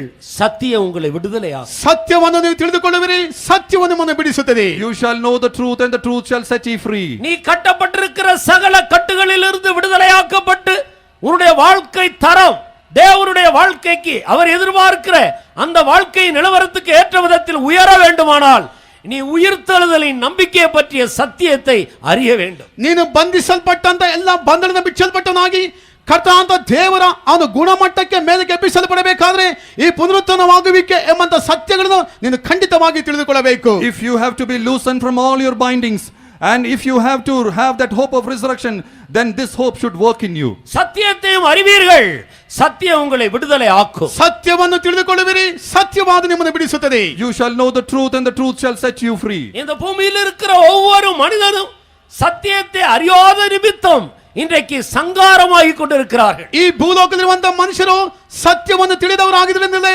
ಇಂದು ಅವರು ಸಂಹರಿಸಲ್ಪಡುತ್ತಾ ಕಾಣಬರುತ್ತಾರೆ. It is only because man is not aware of this truth he is being destroyed and killed every day. ஏன் இன்றைக்கு அநேக கிறிஸ்தவர்கள் கூட சரியான சத்தியத்தை அறியாதது நிமித்தம் தங்களுடைய வாழ்க்கை தரத்தை உயர்த்தாமல் தங்களுடைய வாழ்க்கையிலே தங்களுடைய ஜீவியத்தின் நிலவரத்தில் திருப்தியா இருந்து ಸಂಗಾರವಾಗಿ ಕೊಂಡಿರುತ್ತಾರೆ. ಇಂದು ಸಹ ಅನೇಕ ಕ್ರೈಸ್ತರು ತಾವು ತಿಳಿದಂತ ಸತ್ಯಕ್ಕನುಸಾರವಾಗಿ ತಮ್ಮ ಸತ್ಯ ತಿಳಿಯುವಂತ ಗುಣಮಟ್ಟವನ್ನು ಮೇಲಕ್ಕೆ ಹೆಚ್ಚಿಸಿಕೊಳ್ಳದವರಾಗಿ ಅವರು ಸಂಹರಿಸಲ್ಪಡುತ್ತವೆ ಕಾಣಬರುತ್ತಾರೆ. Even today many Christians are found in a state where they are not able to lift their spiritual standard to a lofty standard and they are being destroyed and killed every day. ஆனால் உயிர்த்தெழுதலின் நம்பிக்கையை பற்றிய சத்தியத்தை ஒரு மனிதன் அறிந்து கொள்ளும் போது அவனுடைய ஜீவியம் முழுவதும் ಮಾற்றப்படுகிறது. ಅವರ ಪುನರುತ್ಥಾನವನ್ನು ಕೊಡ್ತಾ ಅಂತ ಆ ನಿರೀಕ್ಷೆಯನ್ನು ತಿಳಿದವನಾಗಿ அந்த ವಾಕ್ಯ ತಿಳಿದುಕೊಳ್ಳುತ್ತಾರೆ ತನ್ನ ಜೀವಿತವಾದ ಸಂಪೂರ್ಣವಾಗಿ ಪರಿವರ್ತಿಸಲ್ಪಡುತ್ತದೆ. But the life of a man is totally transformed and changed when he is aware about the truth of the resurrection of the dead. இந்த கூட்டங்கள்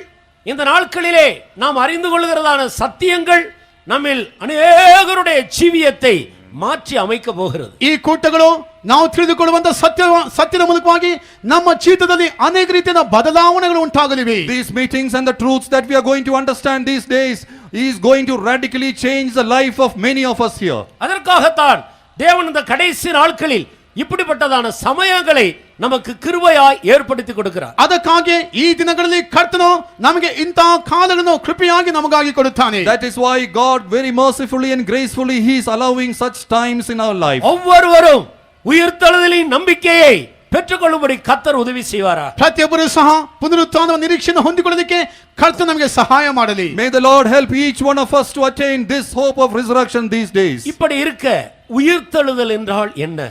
ಹೀಗಿರುವುದಾರೆ ಪುನರುತ್ಥಾನ ಎಂಬುದು ಹೇಳಿದರೆ ಅದರ ಅರ್ಥವೇನು? If this be so, what is the real meaning of resurrection? அருமையானவர்களே, மனிதனுடைய மரணத்துக்கு பின்பு மனிதனுக்கு சம்பவிக்க போகிற ஒரு முக்கியமான நிகழ்ச்சி தான் உயிர்த்தெழுதல். ಪ್ರಿಯರೇ, ಮನುಷ್ಯನ ಮರಣದ ನಂತರ ಒಂದು ಮುಖ್ಯವಾದ ಘಟನೆ ಸಂಭವಿಸುತ್ತದಲ್ಲ, ಅದೇ ಪುನರುತ್ಥಾನ ಎಂಬುದಾಗಿ ಹೇಳಲ್ಪಡುತ್ತದೆ. Dearly beloved, one very important incident that is going to take place after the death of a man is resurrection. இந்த உயிர்த்தெழுதலை பற்றி கர்த்தராகிய இயேசு கிறிஸ்து இந்த பூமியில் இருந்த நாட்களிலும் அப்போஸ்தலருடைய காலங்களிலேயும் பலவிதமான அபிப்பிராயங்கள் மனிதர்கள் மத்தியிலே காணப்பட்டு வந்தது. ಈ ಪುನರುತ್ಥಾನವನ್ನು ಕುರಿತಾಗಿ ಕರ್ತಾದ ಯೇಸು ಕ್ರಿಸ್ತನ ಕಾಲದಲ್ಲಿಯೂ ಅಪೊಸ್ತಲರ ಕಾಲದಲ್ಲಿಯೂ ಸಹ ನಾನಾ ರೀತಿಯ ಭಿನ್ನಾಭಿಪ್ರಾಯಗಳು ಕಾಣಲ್ಪಟ್ಟಿತ್ತು. During the days of Jesus Christ, during the days of the disciples regarding this resurrection, there were diverse opinions among the people. சதுசேயர் என்றதான ஒரு கூட்டத்தார் அந்த நாட்களிலே உயிர்த்தெழுதல் இல்லை என்று சாதித்து வந்தார்கள். ಸದ್ದುಗಾಯರು ಎಂಬುದಾಗಿ ಹೇಳುವಂತ ಒಂದು ಗುಂಪಿನವರು ಆ ದಿನಗಳಲ್ಲಿ ಪುನರುತ್ಥಾನವಿಲ್ಲ ಎಂಬುದಾಗಿ ಅವರು ಸಾಧಿಸುತ್ತಾ ಬಂದರು. There was a group of people called the Sadducees. They said that there is nothing called resurrection. மனிதனுடைய மரணத்துக்கு பின்பு யாருக்கு என்ன சம்பவிக்கும், ஆனபடியினால் அப்படிப்பட்ட உயிர்த்தெழுதல் என்று சொல்லுவதெல்லாம் பொய், அது ஒரு கட்டுக்கதை என்பதை ಸಾಧಿತು ಕೊಂಡಿರುತ್ತಾರೆ. ಮನುಷ್ಯ ಸತ್ತ ನಂತರ ಏನು ಸಂಭವಿಸುತ್ತದೆ ಅಂತ ಪುನರುತ್ಥಾನವಿಲ್ಲ, ಅದೆಲ್ಲ ಕಟ್ಟುಕತೆಯಾಗಿದೆ ಎಂಬುದಾಗಿ ಹೇಳುತ್ತಾ ಬರುತ್ತಿದ್ದರು. There is nothing called a resurrection after the death of a man. Therefore it is mere stories and fables which are being told.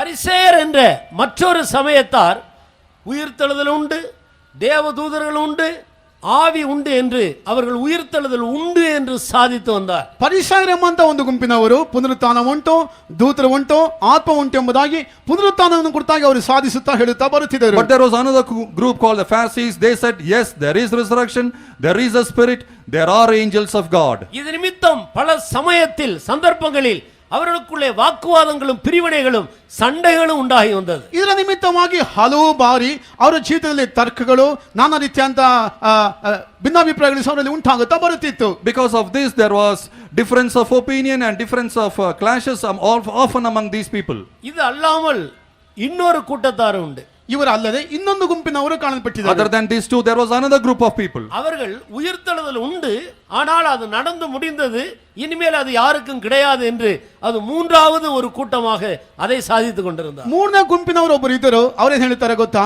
ಪುನರುತ್ಥಾನವಿದೆ, ಆದರೆ ಪುನರುತ್ಥಾನ ಮುಗಿದು ಹೋಯಿತು, ಇನ್ನು ಮುಂದೆ ಪುನರುತ್ಥಾನವೇ ಇಲ್ಲ ಎಂಬುದಾಗಿ ಹೇಳುವಂತ ಒಂದು ಗುಂಪಿನವರು. There was another group which believed, yes, there is a resurrection, but that is already over. In future there is no resurrection for anybody. அப்போஸ்தலர் நடவடிக்கையின் புஸ்தகம் 23ஆம் அதிகாரம் 8வது வசனத்துக்கு கவனத்தை திருப்புங்கள். ಅಪೊಸ್ತಲ ಕೃತ್ಯಗಳು 23ನೇ ಅಧ್ಯಾಯ 8ನೇ ವಾಕ್ಯಕ್ಕೆ ನಮ್ಮ ವಾಕ್ಯವನ್ನು ತಿರುಗಿಸೋಣ. Let us turn our attention to Acts of the Apostles chapter 23 verse 8.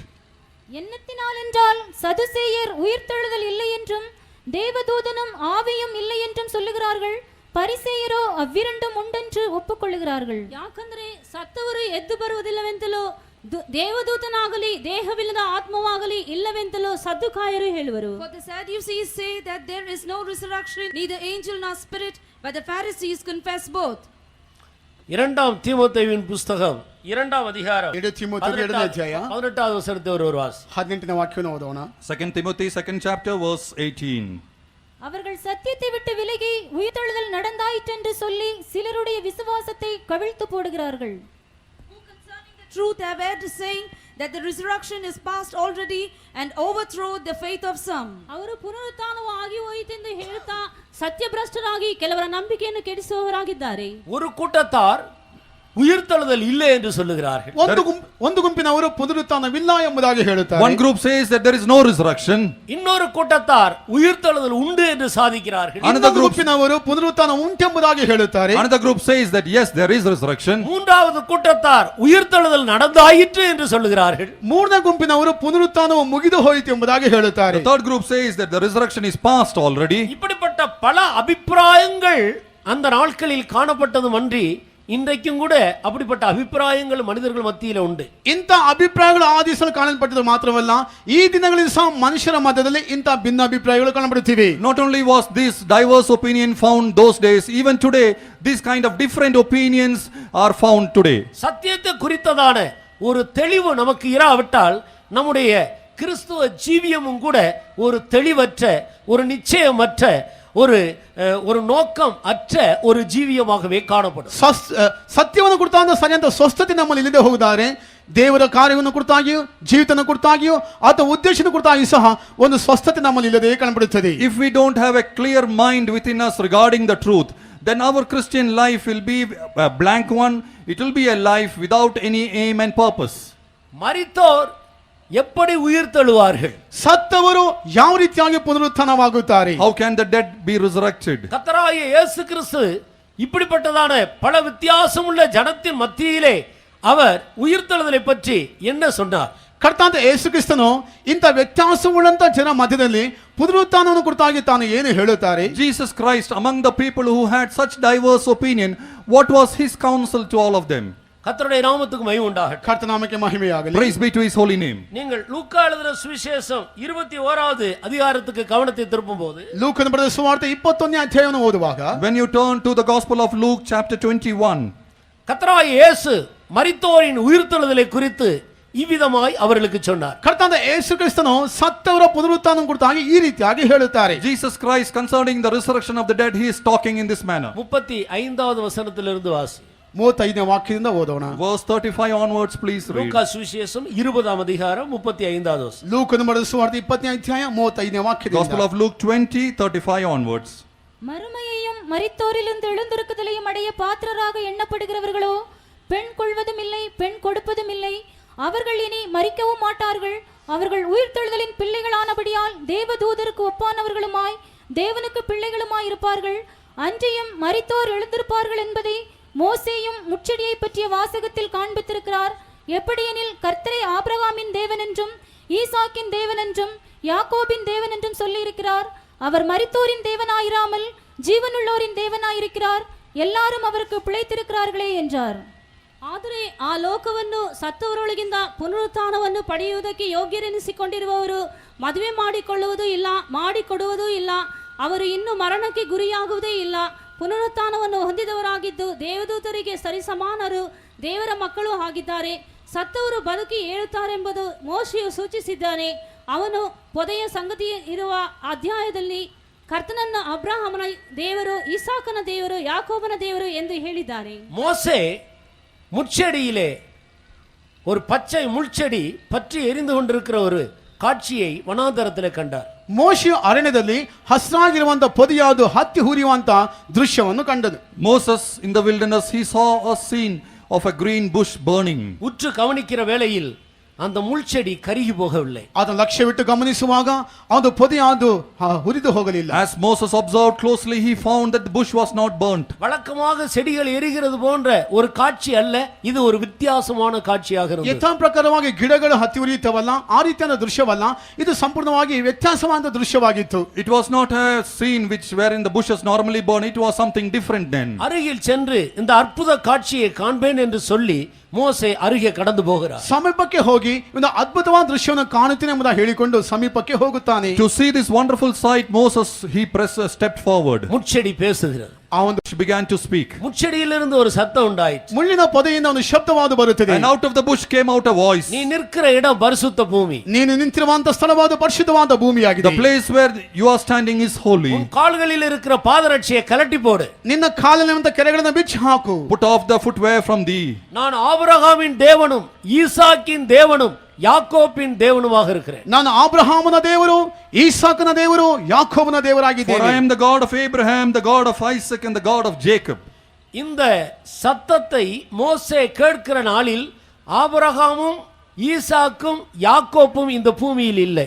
ಈ ಶಬ್ದವನ್ನು ಮೋಶೆ ತನ್ನ ಕಿವಿಯಿಂದ ಕೇಳಿಸಿದ ಸಂದರ್ಭದಲ್ಲಿ ಅಬ್ರಹಾಮನು ಈಸಾಕನು ಯಾಕೋಬನು ಈ ಭೂಲೋಕದಲ್ಲಿ ಕಾಣಪಟ್ಟಿರಲಿಲ್ಲ. On the day when Moses heard this voice, Abraham, Isaac or Jacob was not living in this world. அவர்கள் மரித்து விட்டார்கள். ಅವರು ಸತ್ತು ಹೋಗಿದ್ದರು. They were already dead. ஆண்டவர் சொல்லுகிறார், நான் மரித்தோரின் தேவனாக இராமல் ಜೀವನುಳ್ಳವருடைய தேவனாக இருக்கிறேன். ಕರ್ತನು ಹೇಳುವಾಗ ನಾನು ಸತ್ತವರ ದೇವರಲ್ಲ, ಜೀವದೊಂದಿರುವಂತವರ ದೇವರಾಗಿದ್ದೇನೆ ಎಂಬುದಾಗಿ ಹೇಳುತ್ತಾರೆ. God says that I am not the God of dead but the God of the living. அதனுடைய அர்த்தம் என்ன? ಅದರ ಅರ್ಥವೇನು? What is the meaning of that?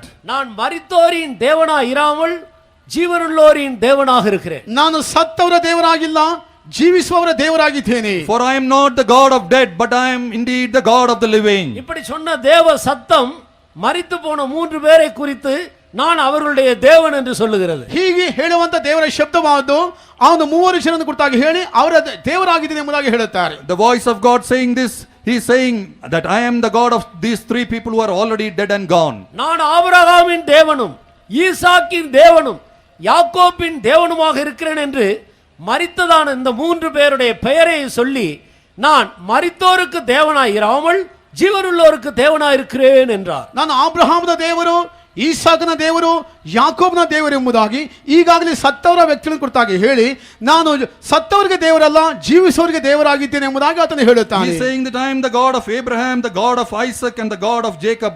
He is talking about the dead people, but in the next verse he says for he is not the God of dead but the of the living. ஆபிரகாம், ஈசாக்கு, யாக்கோபு 3 பேரும் சரீரத்தில் மரித்தாலும் அவர்கள் எங்கேயோ ஒரு இடத்தில் ஜீவித்துக் கொண்டிருக்கிறார். ಅಬ್ರಹಾಮನು, ಈಸಾಕನು, ಯಾಕೋಬನು ಸಹ ಈ ದೈಹಿಕ ರೀತಿಯಲ್ಲಿ ಸತ್ತರು ಸಹ ಅವರು ಎಲ್ಲ ಒಂದು ಕಡೆ ಜೀವಿಸುತ್ತಾ ಇದ್ದಾರೆ. Though Abraham, Isaac and Jacob were physically dead, we can understand yet they are living somewhere else. அவர்கள் உயிர்த்தெழுதலை நம்பிக்கையோடு ஜீவித்தவர்கள். ಅವರು ಪುನರುತ್ಥಾನದ ನಿರೀಕ್ಷೆಯೊಂದಿಗೆ ಜೀವಿಸಿದವರು. They had lived with the resurrection of the dead. நான் அவர்களுக்கு தேவனாக இருக்கிறேன். ನಾನು ಅವರಿಗೆ ದೇವರಾಗಿದ್ದೇನೆ. For I am their God. உயிர்த்தெழுதலின் நம்பிக்கையுள்ள மனிதன்தான் ಜೀವನುಳ್ಳ ಮನಿದನ್.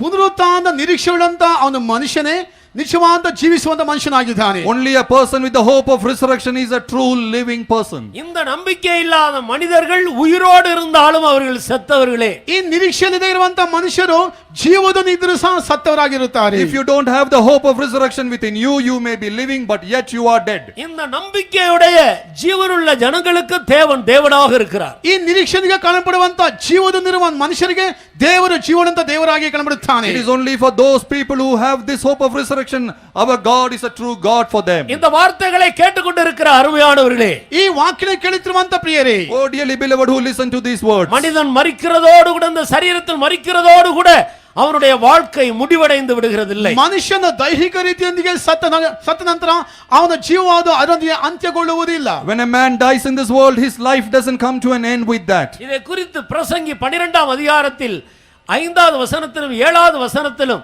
பிரசங்கி தெளிவாக எடுத்து எழுதுகிறார். ಇನ್ನು ಕುರಿತಾಗಿ ಪ್ರಸಂಗಿಯಾದವರು 12ನೇ ಅಧ್ಯಾಯದಲ್ಲಿ 5ನೇ ವಾಕ್ಯದಲ್ಲಿ ಸ್ಪಷ್ಟವಾಗಿ ಹೇಳುತ್ತಾರೆ. Regarding this in Ecclesiastes verse chapter 12 verses 5 and 7, it is very clearly written.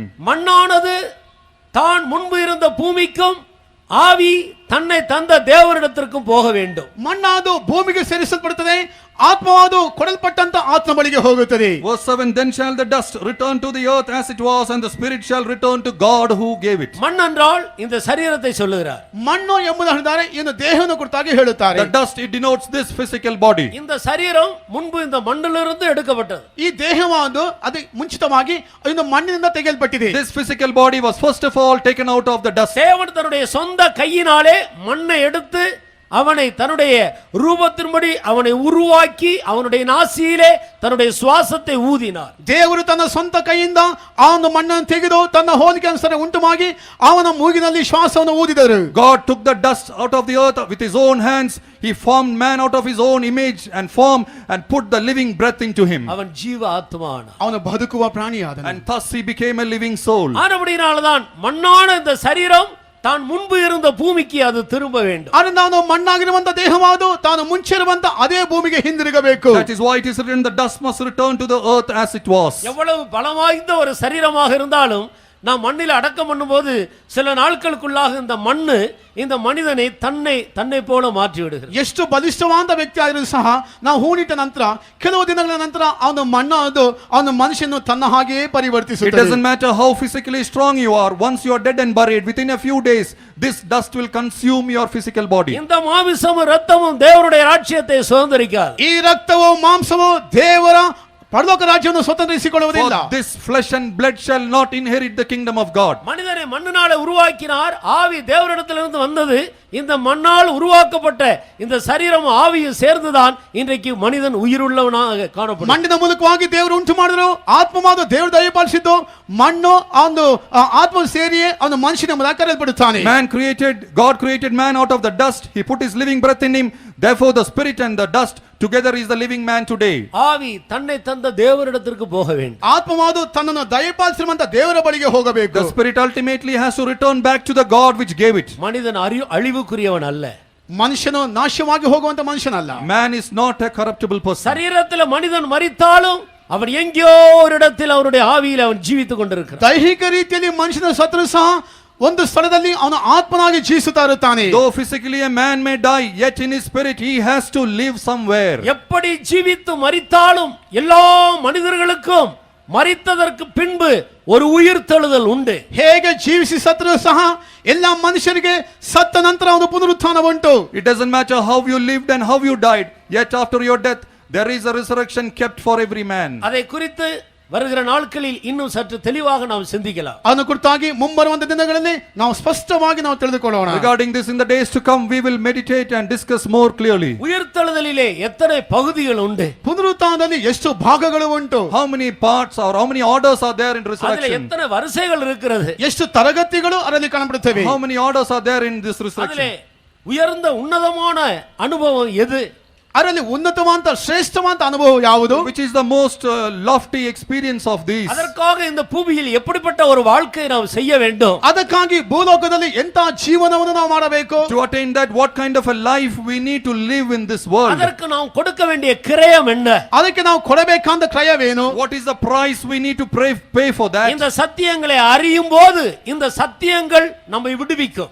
ಈ ಸತ್ಯಗಳನ್ನು ನಾವು ತಿಳಿದುಕೊಳ್ಳುವಾಗ ಈ ಸತ್ಯಗಳು ನಮ್ಮನ್ನು ಬಿಡಿಸುತ್ತವೆ. As we come to the knowledge of these truths shall set you free. சத்தியத்தை கேட்கும்படியாக இன்னும் அநேகரை அழைத்து கொண்டு வாருங்கள். ಸತ್ಯವನ್ನು ಕೇಳೋದಕ್ಕಾಗಿ ಇನ್ನೂ ಸಹ ಅನೇಕರನ್ನು ನೀವು ಕರೆಕೊಂಡು ಬಂದಿರಿ. To hear these truths we request you to bring many more to these days. எப்படி ஆனாலும் அருமையான நண்பர்களே, ಹೇಗಾದರೂ ಪ್ರಿಯರೇ, Somehow, dear brethren, மனிதன் என்றென்றைக்கும் தேவரோடு ஜீவிக்கும்படியாக சிருஷ்டிக்கப்பட்டிருக்கிறான். ಮನುಷ್ಯನು ಯುಗಾಯುಗಳು ನಿರಂತರವೂ ದೇವರೊಂದಿಗೆ ಇರಬೇಕೆಂಬುದಾಗಿ ಅವನು ಸೃಷ್ಟಿಸಲ್ಪಟ್ಟವನು. somehow man has been created with the purpose that he may live eternally with his God. மனிதனை ஆண்டவர் சிருஷ்டித்தார்.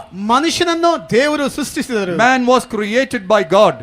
அவனை ஒரு பெரிய நோக்கத்தோடு சிருஷ்டித்தார். ಅವರು ಆತನನ್ನು ಒಂದು ದೊಡ್ಡ ಉದ್ದೇಶಕ್ಕೋಸ್ಕರವಾಗಿ ಸೃಷ್ಟಿಸಿದರು. It is with a great purpose man was created by God. அவன் பிசாசினால் வஞ்சிக்கப்பட்டு தேவனுடைய நோக்கத்திலிருந்து விழுந்து போனான். ಅವನು ಸೈತಾನ ವಂಚಿಸಲ್ಪಟ್ಟವನಾಗಿ ದೇವರ ಅವನ ಗುರಿಯಿಂದ ತಪ್ಪಿ ಹೋದನು. But we find man was deceived by Satan and he fell down from the great plan and purpose of God. தேவனுடைய நோக்கத்திலிருந்து அவன் விழுந்து போனானே, தேவனுடைய கற்பனையை மீறினானே, அதுதான் பாவம் என்று சொல்லப்படுது. ದೇವರ ಉದ್ದೇಶದಿಂದ ಬಿದ್ದು ಹೋದನಲ್ಲವೇ, ದೇವರ ಆಜ್ಞೆಯಿಂದ ಬಿದ್ದು ಹೋದನಲ್ಲವೇ, ಅದೇ ಪಾಪ ಎಂಬುದಾಗಿ ಹೇಳಲ್ಪಡುವುದು. Man fell down from the great plan of God. He flouted the commandments of God and that is what we call it as sin.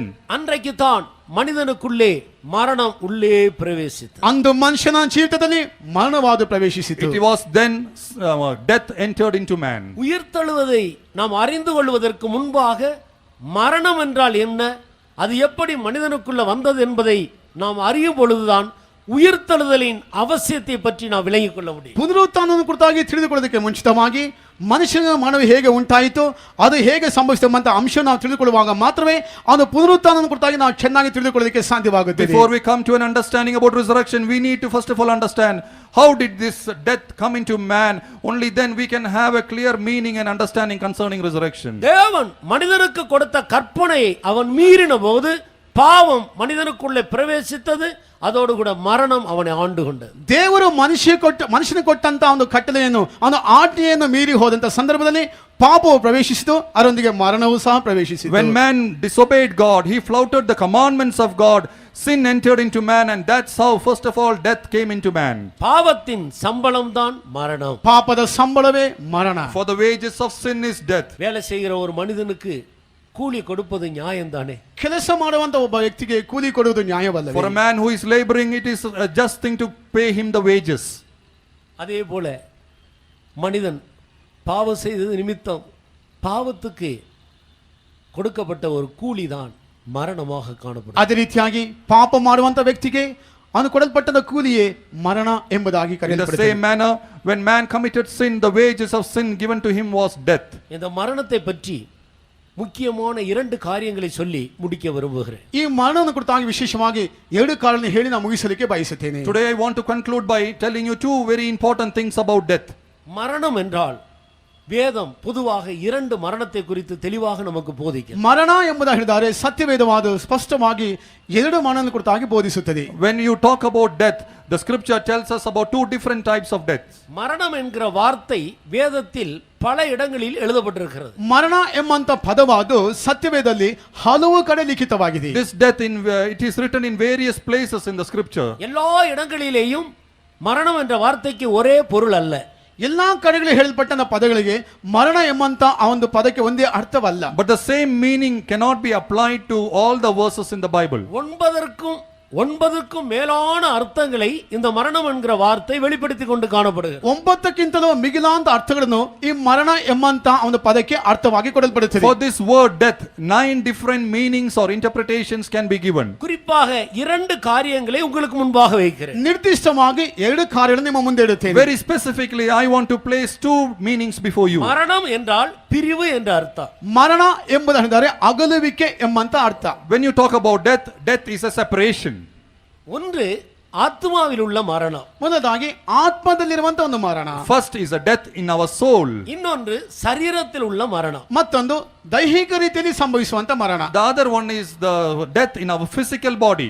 ஆத்மாவில் மரணம் பாவத்தின் நிமித்தம் சம்பவிக்கிறது. ಆತ್ಮದಲ್ಲಿ ಉಂಟಾದ ಮರಣವಾದು ಪಾಪದ ಮೂಲಕವಾಗಿ ಸಂಭವಿಸುತ್ತದೆ. The death within our soul, it occurs, it happens because of the sin in our life. சரீர மரணமும் பாவத்தின் விளைவாக வந்ததுதான். ಶರೀರದಲ್ಲಿ ಬರುವಂತ ಮರಣ ಸಹ ಪಾಪದ ಮೂಲಕವಾಗಿ ಉಂಟಾಗುವಂತ ಮರಣವೇ. Even the physical death is the fruit of the sin. மனிதனை சிருஷ்டிக்கும் பொழுதே மரணம் என்கிற ஒரு ஆசீர்வாதத்தை மனிதனுக்கு ஆண்டவர் கொடுக்கவில்லை. அது ஒரு ஆசீர்வாதம் அல்ல. ಮನುಷ್ಯನ ಉಂಟು ಮಾಡುವಂತ ಸಂದರ್ಭದಲ್ಲಿ ಮರಣವೆಂಬಂತ ಒಂದು ಆಶೀರ್ವಾದ ಕೊಡಲಿಲ್ಲ. ಅದು ಆಶೀರ್ವಾದದ ಪದವೇ ಅಲ್ಲ. When man was first created by God, this death was not given to man. It was not a blessing which was ordained by God to man. மனிதனுக்கு ஆண்டவர் நித்திய ஜீவனை கொடுத்தார். ಮನುಷ್ಯನಿಗೆ ದೇವರು ನಿತ್ಯ ಜೀವನ ಕೊಟ್ಟರು. God had ordained eternal life for man. தன்னுடைய சாயலை மனிதனுக்கு கொடுத்தார். ತನ್ನ ಸಾರೂಪ್ಯವನ್ನು ಮನುಷ್ಯನಿಗೆ ಕೊಟ್ಟರು. He gave his own form and image to man. தேவரோடு அந்யோன்யமா இருக்கிற ஒரு ஐக்கியத்தை கொடுத்தார். ದೇವರೊಂದಿಗೆ ಇರುವಂತ ಒಂದು ಐಕ್ಯತೆಯನ್ನು ಕೊಟ್ಟರು. He gave him a fellowship of being in continuous communion with God. சிருஷ்டிக்கப்பட்ட எல்லாவற்றையும் ஆளுகை செய்யக்கூடிய அதிகாரத்தை கொடுத்தார். ಸೃಷ್ಟಿಸಲ್ಪಟ್ಟ ಎಲ್ಲರ ಮೇಲೆ ಆಳ್ವಿಕೆ ನಡೆಸುವಂತ ಅಧಿಕಾರವನ್ನು ಕೊಟ್ಟರು. He gave him the authority to have dominion over everything that God had created. தேவனுடைய மகிமை மனிதனுக்கு கொடுக்கப்பட்டிருந்தது. ದೇವರ ಮಹಿಮೆಯಾದ ಮನುಷ್ಯನಿಗೆ ಕೊಡಲ್ಪಟ್ಟಿತ್ತು. The glory of God was given to man. அவர்கள் நிர்வாணிகளாக இருந்தாலும் அவருடைய ஆண்டவருடைய மகிமையினால் அவர்கள் நிறைந்திருந்தார்கள். ಅವರು ಬೆತ್ತಲೆಯಾಗಿ ಕಾಣಲ್ಪಟ್ಟಿದ್ರು ಸಹ ದೇವರ ಮಹಿಮೆಯಿಂದ ತುಂಬಲ್ಪಟ್ಟಿದ್ದರು. Though they were naked, they were covered by the glory of God. சிருஷ்டிக்கப்பட்ட எல்லாவற்றையும் ಅನುಭವಿಸக்கூடிய சுதந்திரத்தை ಆண்டவர் கொடுத்தார். ಸೃಷ್ಟಿಸಲ್ಪಟ್ಟಂತ ಎಲ್ಲವನ್ನು ಸಹ ಅನುಭವಿಸುವಂತ ಒಂದು ಸ್ವಾತಂತ್ರ್ಯವನ್ನು ಕರ್ತನ ಕೊಟ್ಟಿದ್ದರು. They had the freedom and the inheritance to enjoy everything God had created for them. என்றென்றைக்கும் நிலைத்திருக்கக்கூடிய ஒரு சரீரத்தை ஆண்டவர் கொடுத்திருந்தார். ನಿರ್ಲಯವಾಗಿ ಎಂದೆಂದು ನೆಲೆಸಿರುವಂತ ಒಂದು ದೇಹವನ್ನು ಸಹ ಕರ್ತನ ಕೊಟ್ಟಿದ್ದರು. An uncorruptible physical body God had created for them. இவைகளை ஆதியாகமம் 1-2 அதிகாரங்களில் சிருஷ்டிப்பின் வரிசையிலே நாம் படிக்கும்போது விளங்கிக் கொள்ளலாம். ಇವುಗಳನ್ನು ಆದಿಕಾಂಡ 1ನೇ ಅಧ್ಯಾಯ 2ನೇ ಅಧ್ಯಾಯದಲ್ಲಿ ಆ ಒಂದು ಸೃಷ್ಟಿಸಿದಂತ ಆ ಒಂದು ಅದರಲ್ಲಿ ತಳಹದಿಯಲ್ಲಿ ನಾವು ಓದಬಹುದು. All these things we can read in the first 2 chapters of Genesis in the order of creation. இந்த ஆசீர்வாதங்களை போல மரணம் என்கிற ஒரு ஆசீர்வாதம் என்று சொல்லி ஆண்டவர் ஒன்றை மனிதனுக்கு கொடுக்கவில்லை. ಈ ಎಲ್ಲ ಆಶೀರ್ವಾದಗಳೊಂದಿಗೆ ಮರಣವೂ ಸಹ ಒಂದು ಆಶೀರ್ವಾದ ಎಂಬುದಾಗಿ ದೇವರು ಕೊಡಲಿಲ್ಲ. Along with all the blessings, God did not give death also as a blessing to man. தோட்டத்தில் இருக்கிற எல்லா மரத்தின் கனியையும் நீ புசிக்கலாம். ಆ ಒಂದು ತೋಟದಲ್ಲಿರುವಂತಹ ಎಲ್ಲಾ ಮರಗಳ ಫಲಗಳನ್ನು ನೀನು ಭುಜಿಸಬಹುದು. The fruits of all the trees of this garden you can eat. நடுவில் இருக்கிற அந்த நன்மை தீமை அறியக்கூடிய மரத்தின் கனியை மட்டும் நீ புசிக்க வேண்டும். ಒಳ್ಳೆಯ ಹರಹನ್ನು ಕೆಟ್ಟಹನ್ನು ಉಂಟು ಮಾಡುವಂತಹ ಮಧ್ಯಭಾಗದಲ್ಲಿರುವಂತಹ ಮರದ ಹಣ್ಣನ್ನು ಮಾತ್ರ ನೀನು ಭುಜಿಸಬಾರದು. The tree of life and evil, the fruit of that you shouldn't consume. அதை புசிக்கிற நாளில் நீ சாவாய். ಅದನ್ನು ತಿನ್ನುವಂತ ದಿನದಲ್ಲಿ ನೀನು ಸಾಯುವಿ. The day you eat thereof you shall die. ஆண்டவர் தெளிவாக சொல்லிக் கொடுத்திருந்தார். ಕರ್ತನು ಸ್ಪಷ್ಟವಾಗಿ ಹೇಳಿಕೊಟ್ಟಿದ್ದಾರೆ. Very clearly God had told them. ஆனால் பிசாசு நேர்மாறாக மனிதனை பேசி வஞ்சித்தது.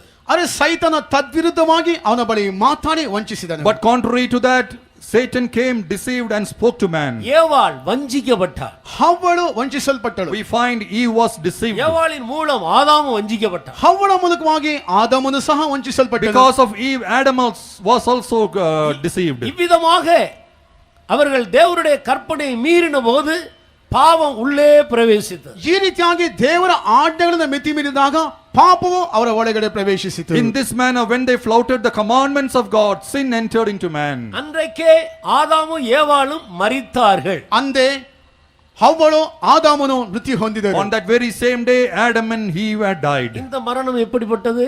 ಈ ಮರಣವು ಎಂತ ಮರಣ? What kind of a death is this?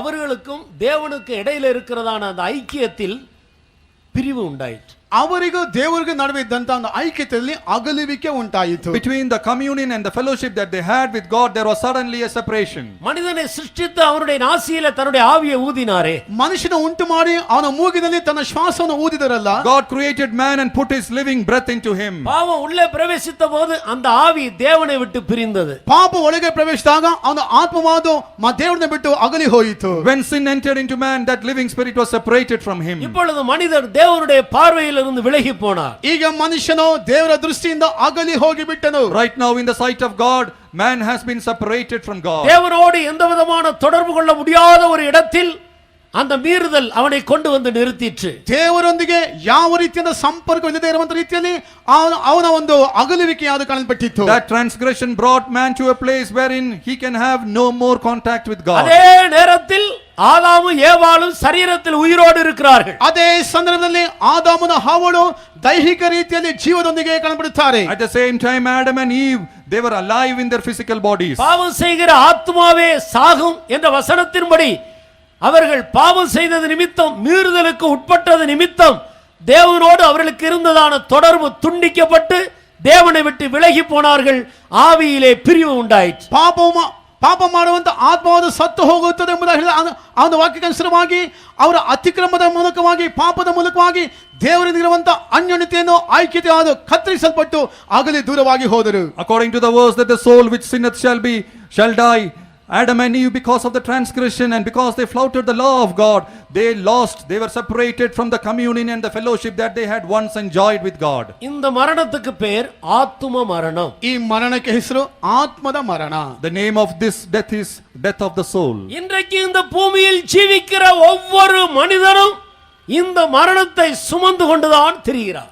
ಇಂದು ಭೂಲೋಕದಲ್ಲಿ ಜೀವಿಸುವ ಪ್ರತಿ ವ್ಯಕ್ತಿಗಳು ಸಹ ಇಂಥ ಮರಣವನ್ನು ಹೊತ್ತುಕೊಂಡು ಜೀವಿಸುತ್ತಿದ್ದಾರೆ. Today every man who is alive upon the face of this world is carrying this death upon him. நீ உயிருள்ளவன் என்று பெயர் கொண்டிருக்கிறாய், ஆனாலும் நீ செத்தவனாக இருக்கிறாய். ನೀನು ಸಜೀವದೊಂದಿಗೆ ಇದ್ದೀಯಂತ ಹೆಸರು ಉಂಟು, ಆದರೂ ಸಹ ಸತ್ತವರ ಹಾಗೆ ಕಾಣಬಡುತ್ತಿ. Though you may have a name that you are living, but yet you are dead within you. அழகான ஆரோக்கியமான ஒரு சரீரம் உனக்கு உண்டு. ಸುಂದರವಾದಂತ ಆರೋಗ್ಯವುಳ್ಳಂತ ಒಂದು ದೇಹವಾದ ನಿನಗೆ ಕೊಡಲ್ಪಟ್ಟಿದೆ. You have a beautiful physically strong body. நிறைய பணம், பொருள், ஐஸ்வர்யம் உனக்கு உண்டு. ಹೆಚ್ಚಾದ ಹಣವು ಐಶ್ವರ್ಯವೂ ಸಹ ವಸ್ತುಗಳು ಸಹ ಕಾಣಬರುತ್ತವೆ. You may have lot of wealth and possessions and riches. நீ உனக்கு ஒரு நல்ல அழகு உண்டு. ನಿನಗೆ ಒಂದು ಸೌಂದರ್ಯವೂ ಸಹ ಕಾಣಬರುತ್ತದೆ. There is a beauty which is adorning you. விதவிதமான உயர்ந்த வஸ்திரங்கள் உனக்கு உண்டு. ಹಲವು ರೀತಿಯಾದ ಶ್ರೇಷ್ಠವಾದ ವಸ್ತ್ರಗಳು ಕಾಣಬರುತ್ತವೆ. You may have costly garments with you. பிரயாணம் பண்ண நல்ல வாகனங்கள் உண்டு. ಪ್ರಯಾಣ ಮಾಡೋದಕ್ಕಾಗಿ ಒಳ್ಳೆಯ ವಾಹನಗಳು ಸಹ ಕಾಣಬರುತ್ತವೆ. You may have good and expensive vehicles to move about. வசதி நிறைந்த நல்ல வீடுகள் உண்டு. ಒಳ್ಳೆಯ ಅನುಕೂಲಕ್ಕೆ ಸಂಬಂಧಪಟ್ಟ ಕಟ್ಟಂತ ಒಂದು ಮನೆಗಳು ಉಂಟು. You may have luxurious homes to stay in. உனக்கு அநேக நண்பர்கள் உண்டு. ನಿನಗೆ ಒಳ್ಳೆಯ ಸ್ನೇಹಿತರು ಸಹ You may ಕಂಡುಬಿಡುತ್ತಾರೆ. have so many friends. நல்ல மனைவி பிள்ளைகள் உண்டு. ಒಳ್ಳೆ ಹೆಂಡತಿ ಮಕ್ಕಳು ಸಹ ಕಂಡುಬಿಡುತ್ತಾರೆ. You may have a good wife and children. நல்ல வேலை உண்டு. ಒಳ್ಳೆ ಕೆಲಸ ಉಂಟು. You may have a good profession. ஆனால் உனக்கு ஒன்று மட்டும் இல்லை. ಆದರೆ ಒಂದು ಕಾರ್ಯ ಮಾತ್ರ ನಿನಗಿಲ್ಲ. But yet you lack one thing. தேவனோடு உனக்கு தொடர்பில்லை. ದೇವರಿಂದ ನಿನಗೆ ಸಂಪರ್ಕವಿಲ್ಲ. You don't have a communion with your God. ஆண்டவர் மார்த்தாளை பார்த்து இவ்விதமாக சொன்னார். ದೇವರು ಮಾರ್ತಳ ನೋಡಿ ಈ ರೀತಿಯಾಗಿ ಹೇಳಿದರು. Jesus Christ looking at Martha, he says, அநேக காரியங்களை குறித்து நீ கவலைப்பட்டு கலங்குகிறாய். ಅನೇಕ ವಿಷಯಗಳ ಕುರಿತಾಗಿ ನೀ ಚಿಂತಿಸಿ ಚಿಂತಿತನಾಗಿ ಕಾಣப்படுತ್ತಿ. you are thinking and burdened about so many things. மனிதனுக்கு தேவையானது ஒன்றே ஒன்று. ಮನುಷ್ಯನಿಗೆ ಅಗತ್ಯವಾದ ಒಂದೇ ಒಂದು. Man is in need of only one thing. மரியாள் தன்னை விட்டு எடுபடாத நல்ல பங்கை தெரிந்து கொண்டாள். ಮರಿಯಳು ತನ್ನ ಬಿಟ್ಟು ತೆಗೆದು ಹಾಕದಿರುವಂತ ಒಳ್ಳೆಯ ಕಾರ್ಯವನ್ನು ಆಕೆ ಆರಿಸಿಕೊಂಡಳು. Mary chose the good portion which cannot be taken away from her. சகோதரனே சகோதரியே, உனக்கு எல்லாம் உண்டு, ஆனால் தேவையான ஒன்று மட்டும் உனக்கு இல்லை. ಸಹೋದರನೇ ಸಹೋದರಿಯೇ, ನಿನಗೆಲ್ಲ ಉಂಟು, ಆದರೆ ಅಗತ್ಯವಾಗಿರುವಂತ ಒಂದು ಕಾರ್ಯ ಮಾತ್ರ ನಿನಗಿಲ್ಲ. Oh brother, oh sister, you may possess everything here, but there is one thing which is absolutely you require, and that you don't have. தேவன் ஒருவர் உண்டு, அவர்தான் இயேசு என்றும் உனக்கு நம்பிக்கை உண்டு, ஆனால் அந்த தேவனோடு உனக்கு தொடர்பு இல்லை. ದೇವರು ಒಬ್ಬರಿದ್ದಾರೆ, ಆತನೇ ಕರ್ತನಾದ ಯೇಸು ಕ್ರಿಸ್ತನೆಂಬಂತ ನಿರೀಕ್ಷೆ ಉಂಟು, ನಂಬಿಕೆ ಉಂಟು, ಆದರೆ ಆ ಯೇಸು ಒಂದೇ ನಿನಗೆ ಸಂಪರ್ಕವಿಲ್ಲ. You know that there is a God living and his name is Jesus Christ, but you don't have a close fellowship or communion with him. சரீரத்தில் செத்து போன ஒரு மனிதன் கண்ணு இருக்கும், காண முடியாது, வாய் இருக்கும், யாரோடும் பேச முடியாது, அவனுக்கு மூளை இருக்கிறது, சிந்திக்க முடியாது, தொண்டை இருக்கிறது, சத்தமிட முடியாது, வாய் இருக்கிறது, பேச முடியாது, காது இருக்கிறது, கேட்க முடியாது. ಸತ್ತಂತ ಒಬ್ಬ ವ್ಯಕ್ತಿಗೆ ಎಲ್ಲವೂ ಉಂಟು, ಕಿವಿ ಉಂಟು, ಕೇಳಲಿಕ್ಕೆ ಸಾಧ್ಯವಿಲ್ಲ, ಬಾಯಿ ಉಂಟು, ಮಾತಾಡಲಿಕ್ಕೆ ಸಾಧ್ಯವಿಲ್ಲ, ಕಣ್ಣುಂಟು, ನೋಡಲಿಕ್ಕೆ ಸಾಧ್ಯವಿಲ್ಲ, ಗಂಟಲುಂಟು, ಶಬ್ದ ಬರುವುದಿಲ್ಲ, ಮೆದುಳುಂಟು, ಆದರೆ ಯಾವ ಕ್ರಿಯೆ ಮಾಡಲಿಕ್ಕೆ ಸಾಧ್ಯವಾಗುವುದಿಲ್ಲ. A man who is dead, you can find him having eyes, but yet he doesn't see. He has ears, yet he cannot hear.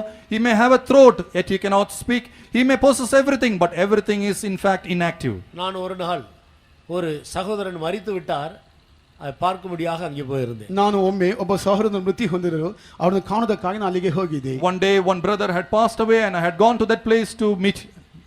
Gone to that place. அந்த மரித்த சகோதரனுடைய மனைவி பக்கத்தில் இருந்து கொண்டு நான் அங்கே போன உடனே அந்த தன்னுடைய புருஷனை, செத்து போன அந்த புருஷனை அடித்து, ஐயா பாஸ்டர் வந்திருக்கிறார், பாரு பாரு பாரு என்று சொல்லி ಅಳುದು கொண்டிருந்தார். ನಾ ಆ ಸ್ಥಳಕ್ಕೆ ಹೋದ ಸಂದರ್ಭದಲ್ಲಿ ಸತ್ತಂತ ಒಂದು ಸಹೋದರನ ಹೆಂಡತಿಯವರು ನಾನು ಹೋದ ತಕ್ಷಣ ನೋಡಿ ಪಾಸ್ಟರ್ ಬಂದಿದ್ದಾರೆ ಎಂಬುದಾಗಿ ಅವನ ಮೃತದೇಹವನ್ನು ತಟ್ಟಿ ಎಬ್ಬಿಸಿ ನೋಡು, ಕಣ್ಣು ತೆರೆದು ನೋಡಿ ಎಂಬುದಾಗಿ ಹೇಳುತ್ತಿದ್ದರು. When I went to that house, I found the wife of the dead brother beating upon that body and telling, look, pastor has come, why don't you wake up and see him?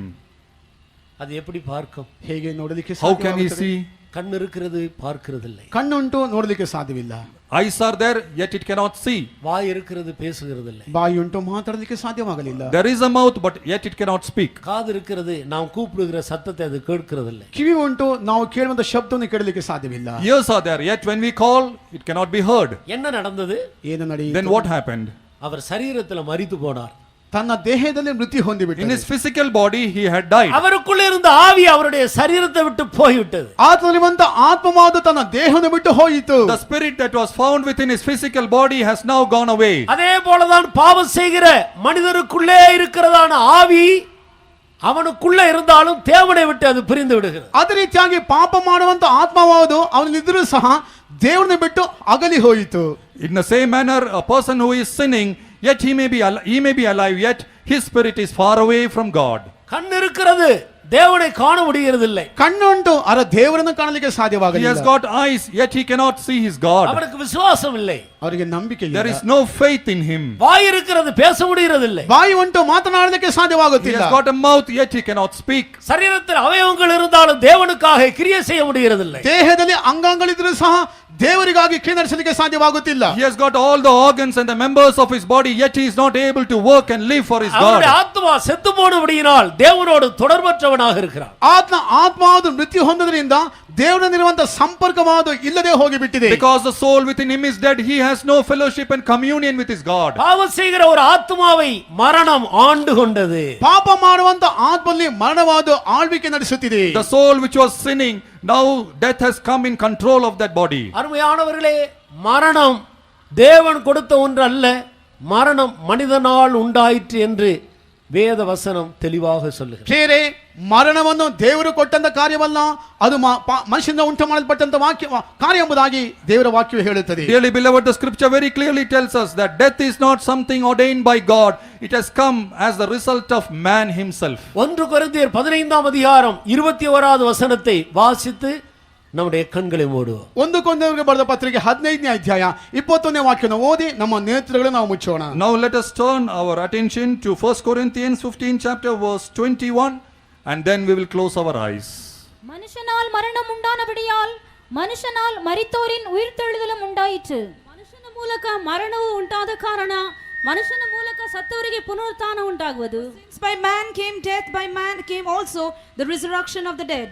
மனுஷனால் மரணம் உண்டாயிற்று. ಮನುಷ್ಯನಿಂದ ಮರಣ ಉಂಟಾಯಿತು. For since by man came death. மனிதன் பாவம் செய்தது நிமித்தம் மரணம் மனிதனுக்குள்ளே பிரவேசித்தது. ಮನುಷ್ಯನು ಪಾಪ ಮಾಡಿದ ನಿಮಿತ್ತವಾಗಿ ಅವನ ಮರಣವಾದ ಮನುಷ್ಯನಲ್ಲಿ ಪ್ರವೇಶಿಸಿತು. Because man committed sin, death entered into man. ஆத்மாவிலேயும் மரணம் பிரவேசித்தது, சரீரத்திலேயும் மரணம் பிரவேசித்தது. ಆತ್ಮದಲ್ಲಿ ಮರಣವು ಪ್ರವೇಶಿಸಿತು, ಶರೀರದಲ್ಲಿ ಸಹ ಮರಣವು ಪ್ರವೇಶಿಸಿತು. Death entered into his soul, death entered into his physical body too. இவைகள் ரெண்டிலிருந்தும் மனிதன் விடுதலை பெற வேண்டும். ಇವೆರಡರಿಂದ ಮನುಷ್ಯನು ವಿಮುಕ್ತಿಯನ್ನು ಹೊಂದಬೇಕು. And from both of these man has to be delivered. இந்த ரெண்டிலிருந்து மனிதனுக்கு விடுதலையை கொடுக்கும்படியாகத்தான் கர்த்தராகிய இயேசு இந்த பூமிக்கு வந்தார்.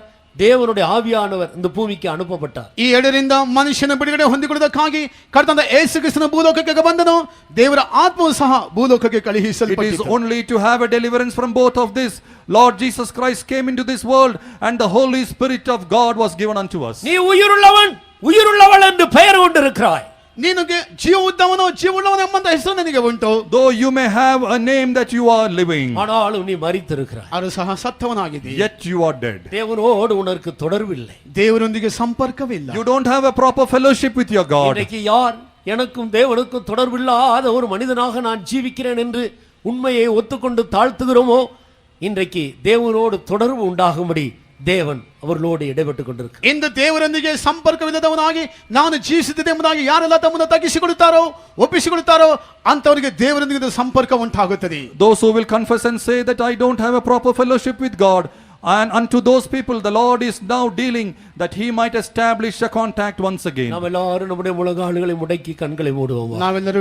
ನಾವೆಲ್ಲರೂ ಮೊಣಕಾಲು ಹಾಕಿಕೊಂಡು ನಮ್ಮ ಕಣ್ಣುಗಳನ್ನು ಮುಚ್ಚೋಣ. Now shall we all be on our knees and close our eyes? உயிர்த்தெழுதலின் நம்பிக்கையோடு நாம் கடந்து செல்வோமா. ಪುನರುತ್ಥಾನ ನಿರೀಕ್ಷೆಯೊಂದಿಗೆ ಇಲ್ಲಿಂದ ನಾವು ದಾಟಿ ಹೋಗೋಣ. As we go from this place, let us go with the hope of resurrection. தேவரோடு தொடர்பற்ற நிலவரத்தில் யார் ஜீவித்துக் கொண்டிருக்கிறார்களோ, இன்றைக்கு தேவரோடு ஒரு தொடர்பு உண்டாகும்படியாக நம்மை தாழ்த்தி ஆண்டவருடைய கரத்தில் ஒப்பு கொடுப்போமா. ದೇವರೊಂದಿಗೆ ಸಂಪರ್ಕವಿಲ್ಲದೆ ಯಾರೆಲ್ಲ ಜೀವಿಸುತ್ತಿದ್ದಾರೋ ಅಂತವರಿಗೆ ಸಂಪರ್ಕ ಕಲ್ಪಿಸುವುದಕ್ಕಾಗಿ ನಿಮ್ಮನ್ನು ತಗ್ಗಿಸಿ ಒಪ್ಪಿಸಿಕೊಡಿರಿ. If you are living a life without a proper fellowship and communion with God, you humble yourself and make a decision that henceforth you will establish that contact with God. உனக்குள் பிரவேசித்ததான பாவத்தை கர்த்தராகிய இயேசு உன்னிலிருந்து எடுத்து அது நிமித்தம் உனக்கு வந்த மரண தண்டனையை அவர் தன்மேல் சுமந்து கொண்டு உன்னை விடுவித்திருக்கிறார். ನಿನಗೆ ಬಂದಂತ ಅವನು ಪಾಪದ ಮೂಲಕವಾಗಿ ಬಂದಂತ ಎಲ್ಲವನ್ನು ಸಹ ಕರ್ತನಾದ ಯೇಸು ಕ್ರಿಸ್ತ ತೆಗೆದು ಹಾಕಿದವನಾಗಿ ಆ ಒಂದು ಕರ್ತನಾದ ಯೇಸು ಕ್ರಿಸ್ತನು ನಿನ್ನ ಪಾಪವನ್ನು ತನ್ನ ಮೇಲೆ ಹೊತ್ತುಕೊಂಡವನಾಗಿ ನಿನಗೆ ಬಿಡುಗಡೆಯನ್ನು ಕೊಡುತ್ತಾನೆ. Because of the sin, the death which came upon you, Jesus Christ has taken away that death because of his death on Calvary and put it upon himself. இந்த சத்தியத்தை யார் ஏற்றுக்கொள்கிறார்களோ, ಈ ಸತ್ಯವನ್ನು ಯಾರು ಅಂಗೀಕರಿಸುತ್ತಾರೋ, Whoever will accept this truth, இந்த சத்தியத்தை யார் விசுவாசிக்கிறார்களோ, ಈ ಸತ್ಯವನ್ನು ಯಾರು ನಂಬುತ್ತಾರೋ, whoever will accept and believe this truth, ஆம், என்னுடைய பாவத்தை இயேசு சிலுவையிலே சுமந்தார். ಹೌದು ನನ್ನ ಪಾಪವನ್ನು ಯೇಸುವಿನ ಶಿಲುಬೆಯಲ್ಲಿ ಹೊತ್ತರು. yes, Jesus bore my death on Calvary. மரணத்தின் நிமித்தம் எனக்கு வந்ததான பாவத்தின் நிமித்தம் எனக்கு வந்த மரண தண்டனையை இயேசு சுமந்திருக்கிறார். ಪಾಪ ನಿಮಿತ್ತವಾಗಿ ನನಗೆ ಬಂದಂತ ಮರಣ ದಂಡನೆಯನ್ನು ಯೇಸು ತನ್ನ ಮೇಲೆ ಹೊತ್ತುಕೊಂಡರು. Jesus Christ bore the death, the punishment of death upon him, which came upon to me because of my sin. இதை ஒத்துக்கொள்ளுகிறவர்கள் தங்களுடைய கரங்களை உயர்த்தி ஆண்டவருடைய கரத்தில் நம்மை சமர்ப்பிப்போமா? ಇದನ್ನು ಒಪ್ಪಿಕೊಳ್ಳುವವರು ನಮ್ಮ ಕೈಗಳ ಮೇಲೆ ಕೆತ್ತಿದವರಾಗಿ ಕರ್ತ ಹಸ್ತಕ್ಕೆ ನಮ್ಮನ್ನು ಸಮರ್ಪಿಸೋಣ. If you will accept this, raise up your hands and submit yourself into the hands of the living God. கர்த்தராகிய இயேசு உன்னுடைய பாவத்தை அவர் மேல் சுமந்து கொள்ளுகிறார். ಕರ್ತನಾದ ಯೇಸು ಕ್ರಿಸ್ತನು ನಿಮ್ಮ ಪಾಪವನ್ನು ತನ್ನ ಮೇಲೆ ಹೊತ್ತುಕೊಳ್ಳುತ್ತಾನೆ. Jesus Christ is bearing upon himself all your sins. உன்னை ஆண்டு கொண்ட அந்த மரணத்தை உன்னிலிருந்து விடுவிக்கிறார். ನಿನ್ನ ಮೇಲೆ ದುರತನ ಮಾಡುತ್ತಿರುವಂತ ಅವನು ಮರಣವನ್ನು ಆತನು ಬಿಡಿಸುತ್ತಾನೆ. He is delivering you from the death which is reigning over you. அந்த மரண கட்டிலிருந்து உன்னை வெளியே கொண்டு வருகிறார். ಆ ಮರಣ ಬಂಧನಗಳಿಂದ ನಿಮ್ಮನ್ನು ಹೊರಗೆ ತರುತ್ತಾನೆ. He wants to bring you out of every bindings of death. ஆத்துமாவுக்குள் பிரவேசித்த மரணம் உன்னை விட்டு நீக்கப்படுகிறது. ಆತ್ಮದಲ್ಲಿ ಪ್ರವೇಶಿಸುವಂತ ಮರಣವಾದು ನಿಮ್ಮನ್ನು ಬಿಟ್ಟು ನೀಗಿ ಹೋಗುತ್ತದೆ. He wants to remove the death which has now entered into your soul. தேவனோடு தொடர்பற்று இருந்த உன்னை இன்றைக்கு தேவனுக்கு உனக்கு இடையிலே ஒரு தொடர்பை கொண்டு வருகிறார். ದೇವರೊಂದಿಗೆ ಸಂಪರ್ಕವಿಲ್ಲದಿರುವಂತ ನಿನಗೆ ದೇವರಿಗೂ ನಿನಗೂ ಒಂದು ಸಂಪರ್ಕವನ್ನು ಈಗ ಕಲ್ಪಿಸುತ್ತಾನೆ. He is commanding and establishing a contact between you and God once again today. தேவனுக்கும் மனிதனுக்கு இடையிலே தொடர்பை கொடுக்கும்படியாகத்தான் இயேசு இந்த பூமிக்கு வந்தார். ದೇವರಿಗೂ ಮನುಷ್ಯರಿಗೂ ಒಂದು ಸಂಪರ್ಕವನ್ನು ಕಲ್ಪಿಸಬೇಕೆಂಬ ಉದ್ದೇಶದೊಂದಿಗೆ ಕರ್ತನಾದ ಯೇಸು ಕ್ರಿಸ್ತನು ಇಹಲೋಕಕ್ಕೆ ಬಂದನು. To bridge that gap, to establish that contact between God and man, Jesus Christ was manifested in this இயேசு world. கிறிஸ்துவின் மூலமாக மனிதன் தேவனோடு தன்னை சிருஷ்டித்த தேவனோடு ஒப்புரவாக்கப்படுகிறார். ಯೇಸು ಕ್ರಿಸ್ತನ ಮೂಲಕವಾಗಿ ತನ್ನನ್ನು ಸೃಷ್ಟಿಸಿದಂತ ದೇವರೊಂದಿಗೆ ಸಂಧಾನವಾಗುತ್ತಾನೆ. It is only through Jesus Christ man is once again reconciled to God his creator. சத்தியத்தை அறிவீர்கள், சத்தியம் உங்களை விடுதலையா. ಸತ್ಯವನ್ನು ತಿಳಿಯುವರಿ, ಸತ್ಯ ನಿಮ್ಮನ್ನು ಬಿಡಿಸುತ್ತದೆ. You will know the truth and this truth shall set you free. கர்த்தர் நமக்கு உதவி செய்வார். May the Lord help us. ಕ್ರಿಸ್ತನ ಬರೋಣ ಹತ್ತಿರವಾಗಿದೆ, ಕಾಲವು ಸಮೀಪವಾಗಿದೆ. ಕ್ರಿಸ್ತನ ಬರೋಣ ಹತ್ತಿರವಾಗಿದೆ, ಕಾಲವು ಪರಿಪೂರ್ಣವಾಗಿದೆ. ಸತ್ಯವಚನವ ಸ್ವೀಕರಿಸಿದರೆ ಬಿಡುಗಡೆ ನಿಶ್ಚಯವೇ. ಸತ್ಯವಚನವ ಸ್ವೀಕರಿಸಿದರೆ ಬಿಡುಗಡೆ ನಿಶ್ಚಯವೇ. ಕ್ರಿಸ್ತನ ಬರೋಣ ಹತ್ತಿರವಾಗಿದೆ, ಕಾಲವು ಪರಿಪೂರ್ಣವಾಗಿದೆ. ಕ್ರಿಸ್ತನ ಬರೋಣ ಹತ್ತಿರವಾಗಿದೆ, ಕಾಲವು ಪರಿಪೂರ್ಣವಾಗಿದೆ.